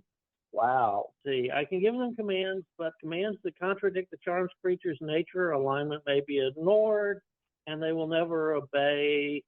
suicidal or obviously harmful orders. I'm not just going to go for one or two people. I'm going to pick like 3 or 4 who are sort of trying to hang back at the back, and I'm going to convince them not to turn themselves in because that may be ignored, but I'm going to convince them, you know, he's going to go after you. You know he's going to go after you. You're innocent, but he might go after you anyway. You need to try to break out of here. So I'm going to pick like 3 or 4 and try to get them to run away. And as far as I would say, Clintok, so you don't know most of the people. So like, Yeah. I mean, you could kind of play somebody, but there is an obvious person, who has been very condescending to this whole affair. Oh, you're not. Oh, you're not. Oh, you would. Oh, wow. It's true. Oh, that's hilarious. All right, so you're gonna question your retinue first. Yeah. Okay. Yeah, Osgbody is standing by the door, and he's got a small security detail. You can see some of the servants are kind of like watching as well. He is trying to stay focused. His eyes are very glassy. He has been drinking heavily. And every once in a while, he goes and sends somebody downstairs, somebody off, and they come back and whisper in his ear, and he's like, and then you see someone like standing next to like this window, and they're trying to unlatch it. And then you see them unlatch the window, and they try to make a break for it. And one of the servants runs, and the person like jumps out of the window, and he's like, detain him. And one of the servants, like in his apron, runs and jumps out the window after him. There, the thief has revealed himself. So, I was careful. It may be a ruse. There may be more than one. Well, clearly we should question them all. Yes, we should. Huh. But I have one other question, Lord. Yes. Who did you invite this evening who has not made an appearance? Who knew that you would be distracted upstairs at your own party? Give me my ledger book. Give me. He turns to one. Don't let anyone out. He storms off. Oh, you're going to implicate the tailor. You're going to implicate the tailor. Oh, I am in awe. This is why Orion loves him. So yeah, he comes back and he's got like this ledger book, and he slams it down onto the table, grabs a soft turtle shell roll, and he starts eating it. He starts flipping through the names, looking around. Oh, and he looks at you and he says, I invited Brandybile, but you saw him today. As he kind of grabs your fine outfit. He says, did he mention anything about coming here? Well, when I said that I was going to attend, he not only gave me a discount, but he told me I could use his invitation. And I pull out his invitation. Oh, so he's behind this. I knew he's He said he was too good for this place, but now I know he wasn't too good for this place. He just merely needed distraction so that he could steal your secret recipe. So they come back, the servant comes back with the person they detained, and the security grabs him. I will deal with him. I know what house he supports. I know what house put him up to this. Lord Clintok, you've done a fine service to me. It is an honor, my lord, and then gives a deep bow. Yes. He reaches into his pocket and he pulls out that medallion. Maybe this you should have this, and he hands it to you. Oh, It was on the thief. Maybe it's worth something. It's a small piece of gratitude for what you've done. well, I thank you deeply, and I'm very sorry for your misfortune, but glad we could get to the bottom of this crime. We will certainly get to the bottom of this. I will deal with him and his house and his affiliations, and done great work. Even your retinue here, even your friend Zophan. I'm not sure what vest are you wearing now? He looks over and gets real close. Ah, nice. You are, Wearing the vest that matters. yes, you are, sir. And he's completely shit-faced at this point, you can tell. And he's like, One suggestion might I have, though, yes, yes. is that you could call him out directly, but you might be better to draw him out. Say that you will offer somebody, you must have somebody that you know who will offer to buy it. Mm. And there you will catch your thief red-handed. That's a good point. Yes, yes. Mm.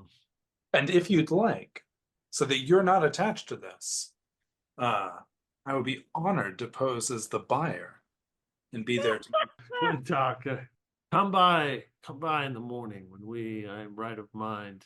Not that I act at this point in time ever, but I will be Yes, in the morning. aware of things. And With- stuff. We'll have a magnificent breakfast and we'll talk business. Figure out Better make it about noon. yes. He points at a couple of the other guests. You two look sus as well. See you fidgeting over there. Keep them from questioning. Lord, I don't want to keep you in your retinue. Things may get messy. As I did talk with these others who are suspect. Save them from Karn Stone. Yeah, maybe we should think about moving to the next bar. I mean, before things get too sloppy. Speaking of sloppy, John Tor, who is by now, completely 5 sheets to the wind because 4 is not enough, comes over and staggers over to Zophan and drapes himself over Zophan like, oh, you are the man. You are my hero. You got 2 breweries to acknowledge you. How did you do it? You're so amazing. Of course, you've got now 2 of the best. You're so great. I love you, man. He's over there praising Zophan to the high heavens for managing to get 2 brewery vests. Well, thanks. Wasn't that bad, really. I just drank their beer. But I've been doing that and I don't have brewery vests. Why doesn't it work for me? Well, you have to show an interest and then ask. Oh, is that it? Oh man, maybe I ought to try that. You're attracting drunk John Tor.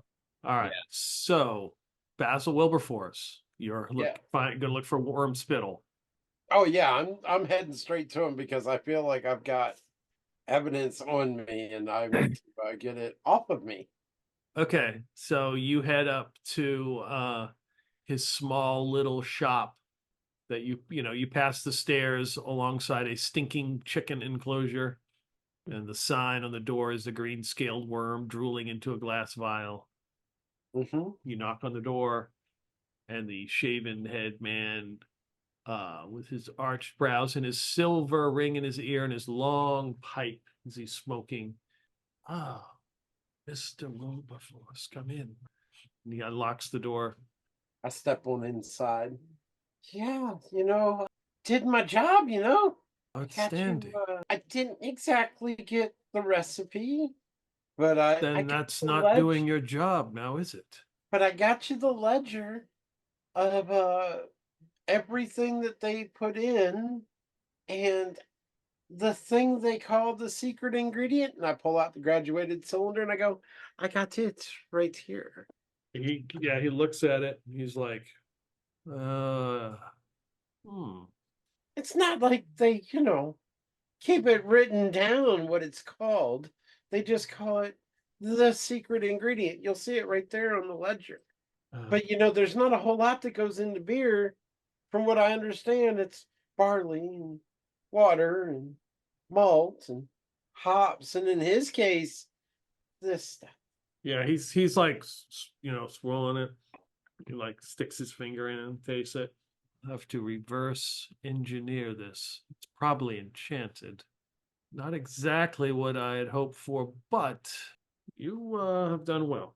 If perhaps you knew more information about where he keeps his things, maybe I could find more. Like, I went to his brewery. I found his brewery. I found his brewmaster. And this is what they were using while they were brewing. But, I'm sure he's got to save someplace with the exact ingredients. But I feel like I've earned my pay on this one. Oh, yes, you have earned your pay. What do you want? Well, I do believe we agreed on it was worth the 3 of my gems back. Right. So yeah, he reaches into his pocket and hands you your gems back. Okay. So I had changed that on the sheet. I'm gonna change that back. Okay. I got my gems back. But at the same time, he's also, he's willing to go further if it'll help this guy and if it'll help him. He says, I did notice that there was something there. I have a way with words and understanding how things work. I understand languages pretty well. I have a knack about this kind of thing. I saw some place there that. Do you happen to know if he uses magic? Or maybe he has another location somewhere he likes to travel secretly to? Sure, he does. Because I think I found the way he travels there. Hmm. What would that information be worth? Be worth something, but I don't need you getting caught. They have ways of making people speak. I don't need me getting caught either. I thought maybe I could tell you how to get there. Well, let's see how far I can get with this. He puts like a little cork in the top of that thing and he sets it to the side, puts the book down. I have some studying to do tonight. He pulls a brown sack out and he proceeds to grab a bunch of various different plants and fungus from around his little shop.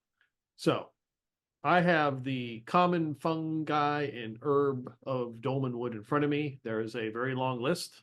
I will give you one of each. So he gives you 20 different things, and you have at least one of each of them. So Nice. Holy shit. so I'm not going to roll to see if they're available. He's at least got one. Well, these are all stuff that will help you with, these are all bonuses. Like some of them are good. Some of them are decent. Some of them, like Wolfsbane. Well, wards against attack by werewolves. I mean, one reduces the effects of encumbrance from armor. Cool. Nice. All neat things. So one is sea and utter blackness. He gives you a huge bag of some pipe leaf called Old Dobie. It is a velvety red-brown leaf. He says the aroma is reminiscent of the woods in autumn. It calms the nerves and lightens the spirit. All right. That's 16 uses. Wow. All right. I'm going to have to share this with all my friends. If nothing else, because it's too encumbering. And he's like, just don't tell them where they got it. Where I got what? Very good. Well, take care. If you have anything else worth bringing to me, then you know where to find me. What else what kind of things are worth bringing to you? Oh, I think you'll know it when you find it. Okay.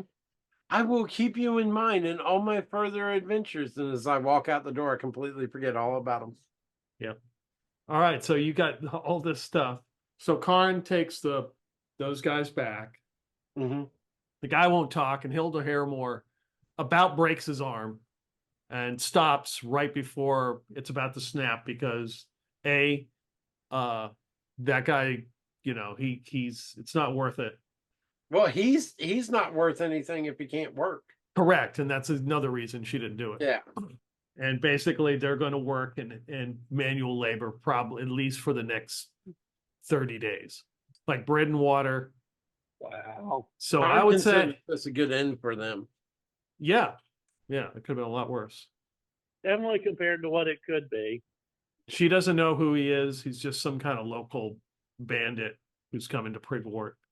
So I would say Zophan, at least Zophan and John Tor would probably need to roll 2d6 for carousing because they sound like they've been blitzkrieged. Yeah, most definitely. Felix as well. Yeah. Oh Okay. man. Yeah, 2 6s. That's 12. Hopefully higher is better on this chart. Well, just know you're in good company because I also got 2 6s for Felix. Wow. So John Tor may actually be the reasonable one because he rolled completely average, 4 and 3 for a 7. All right, let's go to John Tor first.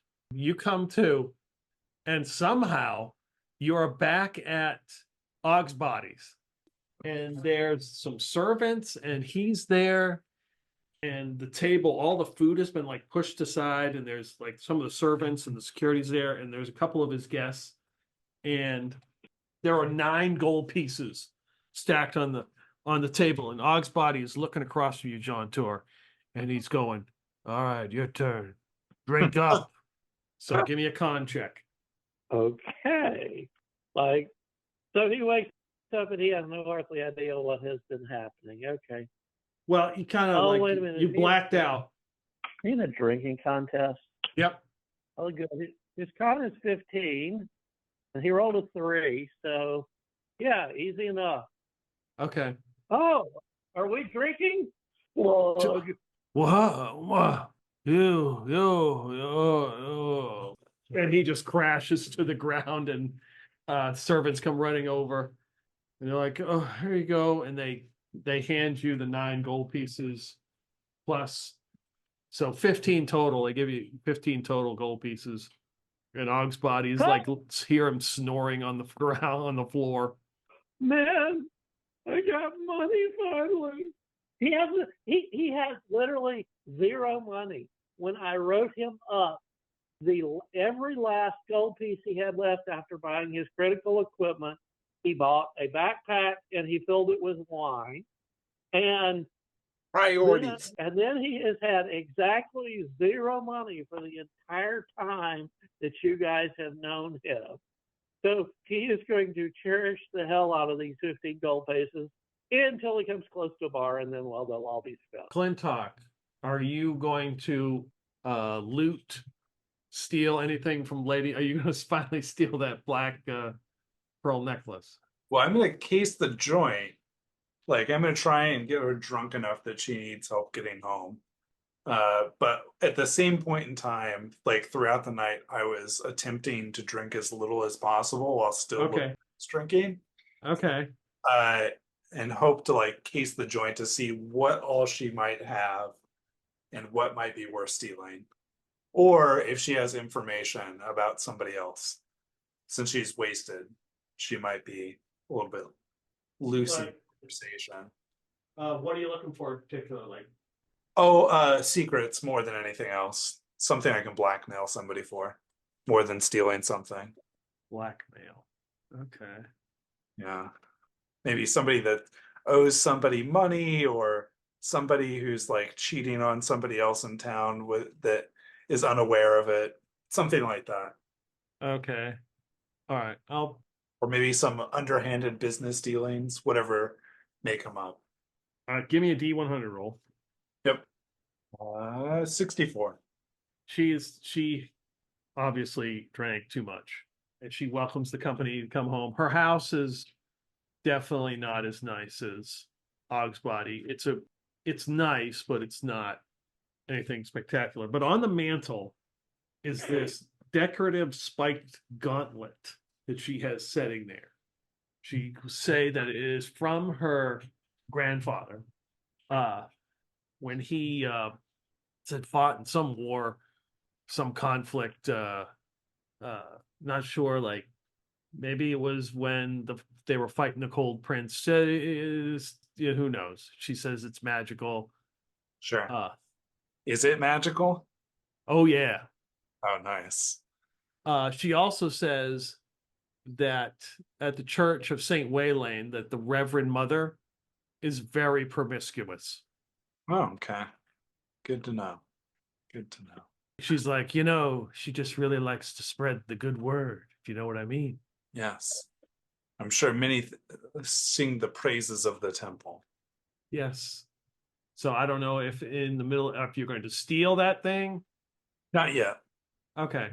I will make a note of its location and of how I might break into her house if necessary. Okay. It will be pretty simple. She will tell you that she was married and her husband left to go to Castle Brackenwold and never returned. That was like 5 years ago. Got it. At least that's what she tells you in her current state. Gotcha. Well, I will put the lady to bed and bid her good night. She is thankful for that. What about Orion? Orion was moderate. He wasn't drinking much. Right, He was right. just- So Orion will head back to the Clashed Antler. yeah, probably escort a very drunk John Tor back. Well, you go to look for John Tor, and he is happened to be hanging out. Well, yeah, you take that back. Yes, he can escort him back. Yes, at some point he finds him wandering the streets with his gold. Look what I got. Yeah. Okay. So yeah, there we go. Why is the bard acting the sane and sober person in this party? I don't know. I don't know what they are. I will say it again. Why is the bard? Yeah. You'll hear me say it again. It's become a standing joke, really. So Karn would rest at the keep and stay there. Orion, Basil Bessex would probably head back to the Clashed Antler, Yeah. and Clintok would be there, and Basil Wilberforce. Yeah. Yep. Okay. He's gonna go back there and sleep this shit off, man. What the hell is wrong with me? I still got a hangover. Okay. Orion, Clintok, Basil Bessex, and Basil Wilberforce are you guys are at the Clashed Antler, and there is a knock at the door on your little cottage. No way. Okay. Orion being the only one who feels like who is sane and sober, will get up and answer the door. I mean, we're the heroes of the town. It's not like I expect anything bad to happen. Why'd you open that thing? And standing in front of you is the man in plate mail. It is Sir Rickon. The Oh. sunlight. Karn Stone told me he would find you here. How are you? As he looks around at everybody's state. Damn, Karn. It has been a very tumultuous evening, but overall, we are doing quite well. What can I help you with? I would have come at dawn, but Karn said that you probably wouldn't be coherent. Come on, sunset. The word is awake, please. The word is awake. Well, you're clearly making your name for yourself in the town.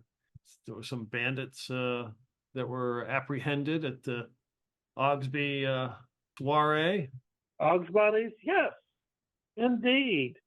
I have never seen such brazen attempts. They tried to steal the lady's necklace right at the party with a bunch of people around. It's like they have no concept of self-preservation. Well, you have been personally invited to Harrimore Keep. I've been waiting for my invitation. You hear Clintok say in the back. Lady Harrimore would like to meet those who helped save her daughter. Parties galore. I would be happy to attend. I can assure you it will not be as raucous and lavish as Osgbody, but she would like to see you. Thank you. And as a token of her gratitude, he reaches into his pouch and he pulls out a sack and drops it on the floor. And it makes a very loud sound, like a shitload of coins. Nice. Oh, Payday. I love payday. Clintok, I love you like a brother. Allow me to portion out your everybody's just due, says Orion as he scoops up the bag quickly. Yes. You will find it all there, 2,000 gold. Nice. But I already have 2,000 gold. that's your 2,000 gold. This is our 2,000 gold. And Right. just split it up amongst the rest of us. Don't worry about it. Orion swivels his head around and looks at Basil Bessex like, what the living shit?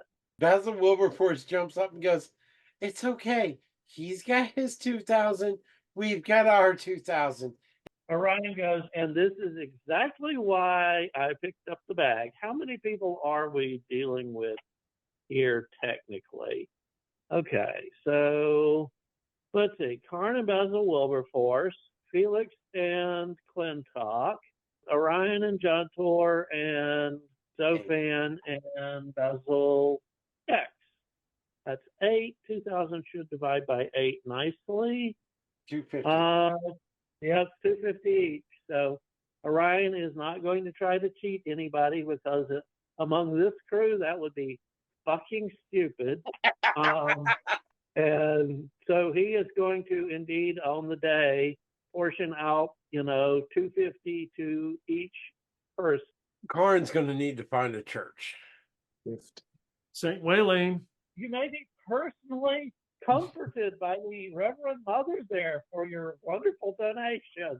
Karn makes a 25 gold donation. Isn't it 10% he's supposed to tithe? Like he's required to tithe or he won't stay a paladin. So I think everybody wants Karn to stay a paladin. Yeah, just a little. So, just 10% of all income. Yeah. Karn will only get 225. He'll tithe the other 25. Honestly, when he gets small pieces here and there, he doesn't really count it. But when he comes into a windfall, he looks out and tries to tithe. He's not going to track, I picked up a gold piece here. Let me give 10 coppers. But yeah. Oh, also there's no sign of Felix and Zophan.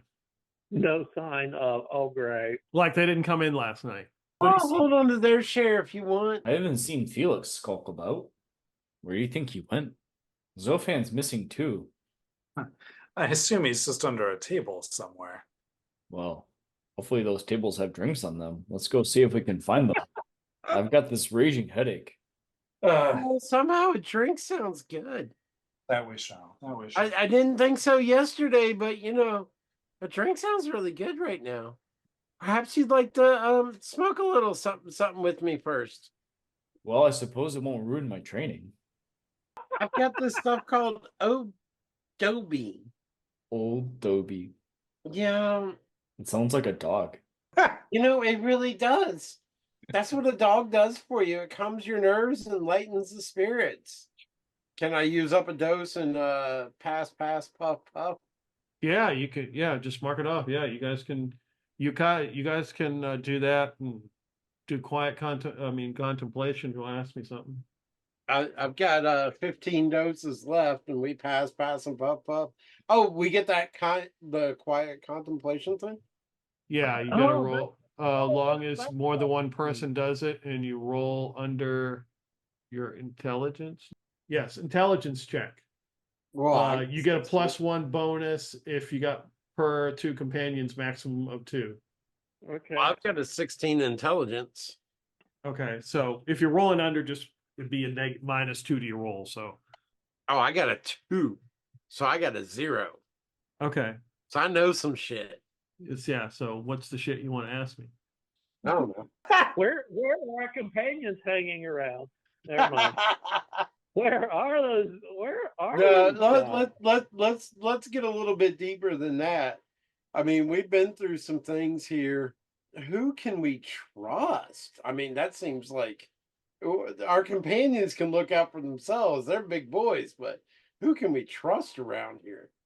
Any other suggestions? I mean, it's not just me, but that sounds like a great idea. Around this town, who is it that we can trust? Sir Rickon? He does seem pretty upstanding and honorable. I mean, he's kind of like Karn, annoying as shit, but at the same time, Karn says he's going to do something. He's just going to do it, right? Yeah. Sir Rickon seems like he's been a valuable ally at the Abbey. But what about this guy at the brewery last night? This Ogshead dude, and then you were wearing some vest from some other place. I mean, there's a lot of factions going on around here. Who is Oh, it that was you can Zophan. trust? I think Zophan. Oh, that was He was Zophan. he was collecting vests. Yeah. Got 5 more to go. I wouldn't wear another team's insignia. That's just free advertising. I mean, right? Right. If I'm going to wear something and advertise it for a team, it's going to be Thunderous Fury all the way. That But then there's also the Guild of Many Colors. So I don't know. I kind of wear that every day, don't I? Yeah. yes, you do. Well, Besides, Thunder's Fury all the way, unless the Ape Empire is nearby, and then I don't know who those guys are. yeah, there you go. No, I'm Guild of Many Colors. Yes, Ape. Yes, Ape. Thunderous Fury. Never heard of him. Look at my leather. It's all these colors. Guild of Many Colors. So, as far as who we can trust in this town, it's a pretty short list. Ogsby seemed drunk and belligerent, but there was nothing that really gave the impression that he was or was not trustworthy. It's true.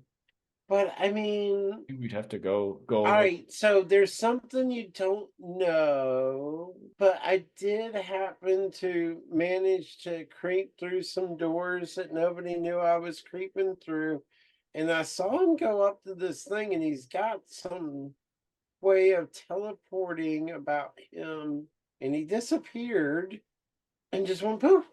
He travels somewhere else, and he keeps it a secret, apparently. That's not very Wow. trustworthy. Teleporting? Well, okay. Plenty of people have secrets, but I'm more along the lines of teleporting. Can we use that? And I told him basically, I don't give away that I was the one who stole the secret ingredients, but that I was skulking and saw him go through the double doors and saw the elevator down to the brewery. I don't give away that I went downstairs to the brewery and stole the stuff, but that I saw him step up onto the dais and just disappear. And that I was able to read that it was some kind of teleportation device. Wow. Because Cool. maybe I got a little stoned and talked about things I shouldn't have been talking about. Oops. Oh, well. As far as that doesn't necessarily put him on the don't trust list, but it's definitely something we can think about using. Well, and I figure that between us role playing and all that, we'll get something out of it. Yeah. And maybe there's some other factions in this town that we haven't even heard from yet. Zophan was wearing a vest that had a bear on it. Right? They sold you that fizzy stuff you said? He seemed to like it, maybe a little too much, but he enjoyed it. So maybe it could be worth talking to them and just trying to get a sense of what kind of people they are. Not a bad idea. Yeah, assuming it seems like Zophan might have had an inn. That's assuming, of course, we can find him. Maybe that's item 1 on the list is seeing what we can do about finding Zophan. And Felix, I guess. And Okay. Felix, yeah. He didn't deliberately All right. he So- didn't deliberately leave out Felix. He likes Felix too, but So that's kind of what you guys are thinking about. Kind of like, where Yeah. are they at? So what All do right. you glean from that? Yeah, you have this image of this large, clear, placid pool with a bunch of pale green water lilies. And all of a sudden, Zophan and Felix, you wake up. Each of you, Zophan, you are wearing the House Osgbody vest. That is the only thing you're wearing. And Felix is wearing the other vest. What'd you two get up to? And each of you have one piece of gear, whatever that is. Okay. Yeah. Silver sword. That would be the one piece. Okay. Zophan would probably, he would probably hold on to he would have in his hand the pixie. Okay. All right. And you guys wake up next to this pool of clear, placid water that with clusters of pale green water lilies. And at the center of the pool is a black obelisk that sticks out. Why am I wearing your vest? So, you know, that the vest is the only thing we're wearing. So bottoms are Right are now? free. Breech clout, probably. Okay. You must have lost your clothes sometime in the middle of the night. Yeah, I guess. What is this? And points to the giant obelisk in the middle of this pool. It is a sign. It is a sign we have drank too much. Surely it is a sign of that. And it's a little bit chilly out. There's some drizzle. Oh, this is outdoors. Yeah, you're outside. You're laying in like some grass. Even better. Even better than what I imagined. Wow. I like your carousing table. So far, it's been quite amusing. So, I'm gonna, he looks into the water of this pool. Does it look like it's clean? Yeah, and when you look into the water, you can see the form of a young woman in the water, and she kind of comes, it's like coming closer to the surface. And she's kind of looking, she kind of looks at you. She looks spectral, like, some sort of ghost. Does she look like she's coming out of the water? Probably like a couple feet down. She's kind of staring at you. And as you look at her, her eyes have like this eerie blue light. And it looks like she's wearing holy vestments. Intriguing. There's a ghost in the water. Felix climbs to his feet and goes, don't want to deal with ghosts this morning. Walks over, steps down over top of the water. Yeah, you see her down there, a couple feet down there. She looks distressed. Well, I guess we gotta save the day. Takes off the vest, takes the sword in hand, and then jumps down into the water. Canadian man jumping into the pool after the lady wearing holy vestments. Give me a I'm save not- versus spells. Okay. Mm-hmm. Crap. Success. Okay. You're overcome with, you're like hit with a wave of fatigue, like you're about to instantly fall asleep, but you do not. And you jump into the water, and you can see the woman kind of like comes up next to you, and she looks, her spectral form is looking at you, and she's saying something, but obviously she's underwater. But you can hear in your head, she says, "The staff of the apostle must be restored." All right. He like floats to the surface, climbs out because he realizes that was a bad decision, and Really? then looks down. He is very wasted still. Looks down at the water and says, "Point me in the direction of it, then." So this spectral figure starts to come out of the water. She says, "The staff of the apostle must be restored." Whoa, talk. What is the staff of the apostle? And where is it? And where it should be restored to? And what happens when upon its restoration? All I, those questions, answer them. I can be freed once again. I And am who are been you? bound to the pool to be the guardian of this stone. The stone And- of shame. You see behind her, like through her, that she's most likely referring to the black obelisk. Yeah. Well, my friend asked some questions. Where can we find the staff of the apostle? I don't And- know. You must restore it. It must be restored. Is it broken? Was destroyed. By who? She says, the Droon. And where might we find this Droon? He is everywhere. That is not helpful. Says Zophan, still very much hungover. So, who are you? Yes, Do you yes. have a name? Which of the 7 brew houses do you belong to? Because I think we need more vests. I am Gira, High Priestess. Of what saint or god do you worship? I am of the Gyri sect. Where might I find more of your kind? We are long forgotten. This is sad. Where was your temple? Was in the Dolmenwood, destroyed long ago. You do realize the Dolmenwood is a big place. Yes. Still very hungover, but finding this very amusing, Felix says. All right, lady. Is your temple near here? Is this where your temple was? I think nearby somewhere. Okay. Now we're getting somewhere. But if you just examine if you examine the obelisk, you may be able to know, you may be able to restore the staff. It's what keeps me here. Could have started with that. And then he just like starts walking away from the conversation around the edge of the pool so that he can get as close as possible to it without having to like get in the water very much. The obelisk is in the dead center of the pool. Fine. He jumps back in.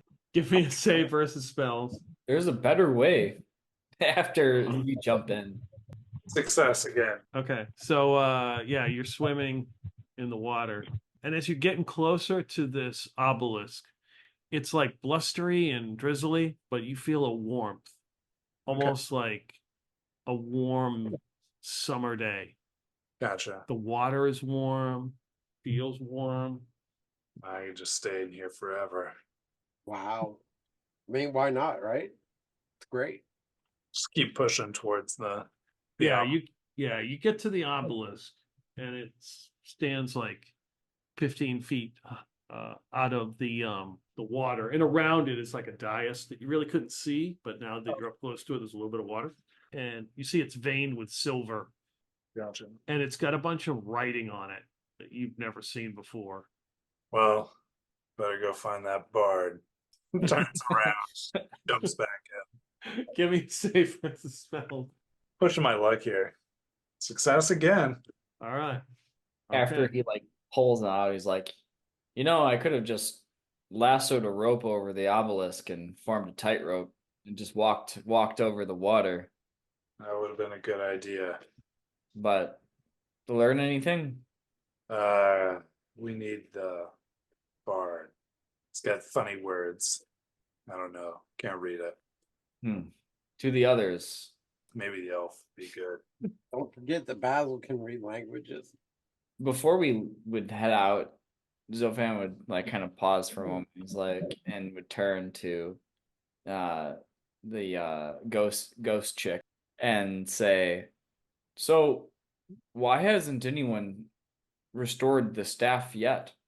I mean, we can't be that far from Prigwort." Really? Question mark. She says, you must hide. Someone is coming. The Droon, you must hide. And she slips back into the water. Try and find a place to hide. Yeah, like Zophan will like climb up a tree. 'Cause that's what acrobats are good at doing. Just imagine like the turkey scenario where like the tree is almost completely empty and there's like a turkey up in it. That's Yeah, Zophan and an almost completely empty tree. yeah. And he's not even holding a weapon. He's just holding the pixie. Okay. So moving out of like the trees and into the grass, you see coming first. So you guys had fought the plants. I mean the shrubs. These are brambles. Gotcha. They stand about 5 feet tall, thickets of thorny wood. And they're carrying like crude weapons with them, like long daggers and stuff. And there are 4 of them. They come kind of moving through some of the trees, and they come out to the water, and they start looking around, and you can see in their eyes there's a green like light that flickers almost like a flame. They kind of look around, and part of their torso looks like a tree stump that's been charred and burned. And then coming forth are 2 individuals in cloaks and carrying staffs. Looking around, you see has a mask on, but there's featureless. Like it's got a nose and a mouth, but like there's nothing on it. And the other one is wearing like a crown of antlers. Okay. And they start talking to each other in a language you've never heard before, looking around. Their eyes look like white dots of light. Not good. They paid image consultants quite a lot in order to get these cool images, right? Exactly. They encircle the whole pool, and they kind of like they're searching around, looking. And you see one of the cloaked figures walk over to the edge of the pool, take his staff and do this, and he pulls out a studded leather helmet, and that's wet. He drops it onto the side of the bank. Oh no! The other one kind of looks at it very cautiously, picks it up. They just kind of drop it to the ground. What? And Zophan's like, damn, that's where I left it. It was an ignorable side quest until they got hold of your custom studded leather helmet, and then, well, it's no longer an ignorable side quest. Now it's a matter of getting her gear back. Yeah, it was like at this point I'm pretty much nude with just one of my swords. Like I'm not moving very far from here. So yeah, they're looking around. The other one, they kind of walk over and they're searching the pool, and they seem like they spot something else. And they go over Just let them fish all of our gear out. and they grab what looks like a shield, and they pull it onto the shore, and they look at it, and they wait like 3 turns, like 30 minutes. Oh wow. And then they leave back through the woods and leave the clearing. But do they take that stuff with them? No, they left it. It's junk to them. All right. Wait like 10 minutes to make sure it's not like a ploy. Mm-hmm. If like somebody will come out and get their stuff, and then I will cautiously approach to like pick up my shield. Okay. All right. Yeah. You can get your shield and the wet studded leather helmet. And as you guys are contemplating this, you realize you're smoking. You're like, why do I have the visions of Zophan up in a tree? And that's probably a good place to stop, I think. Yeah. Okay. Sounds good. I rolled randomly. 12 is you wake up at a nearby hex with minimal clothing and 1 piece of gear. Nice. And I figured each of you wearing the vest would be appropriate. Yeah, I love Yeah. it. Yeah, that works perfectly. Yeah, glad I got a second vest.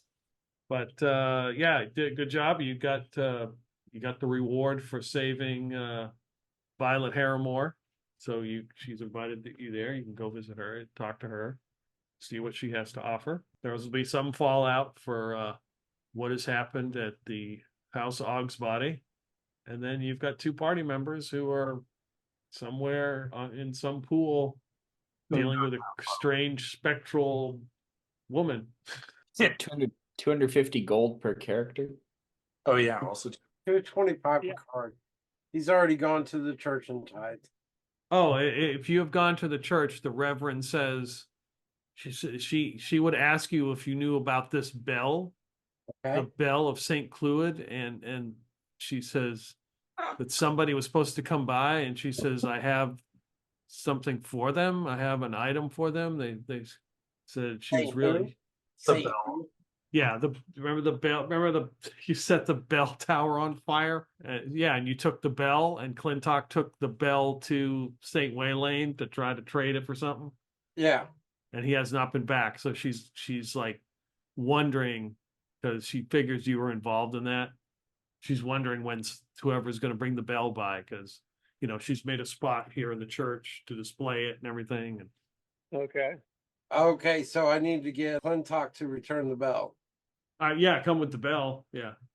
I do believe my friend Clintok has that bell. I will make sure that he brings that. Very good. Will you make a note to remind me of that next session? Yeah, yeah. And don't forget, Clintok, you have the amulet, whatever that copper. I did write it, but I have the stats on that. It's a magic item, so. Do I need to have somebody appraise it? Yeah. Okay. Yeah. I'll just put magic amulet. Okay. Basically know what it does.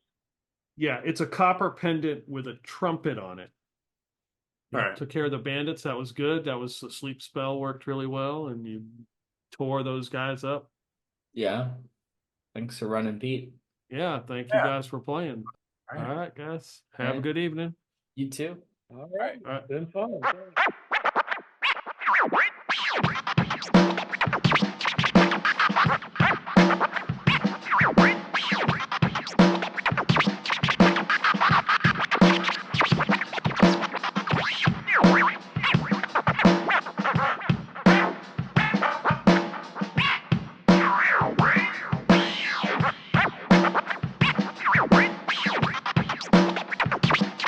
Here's to swimming with bow-legged women.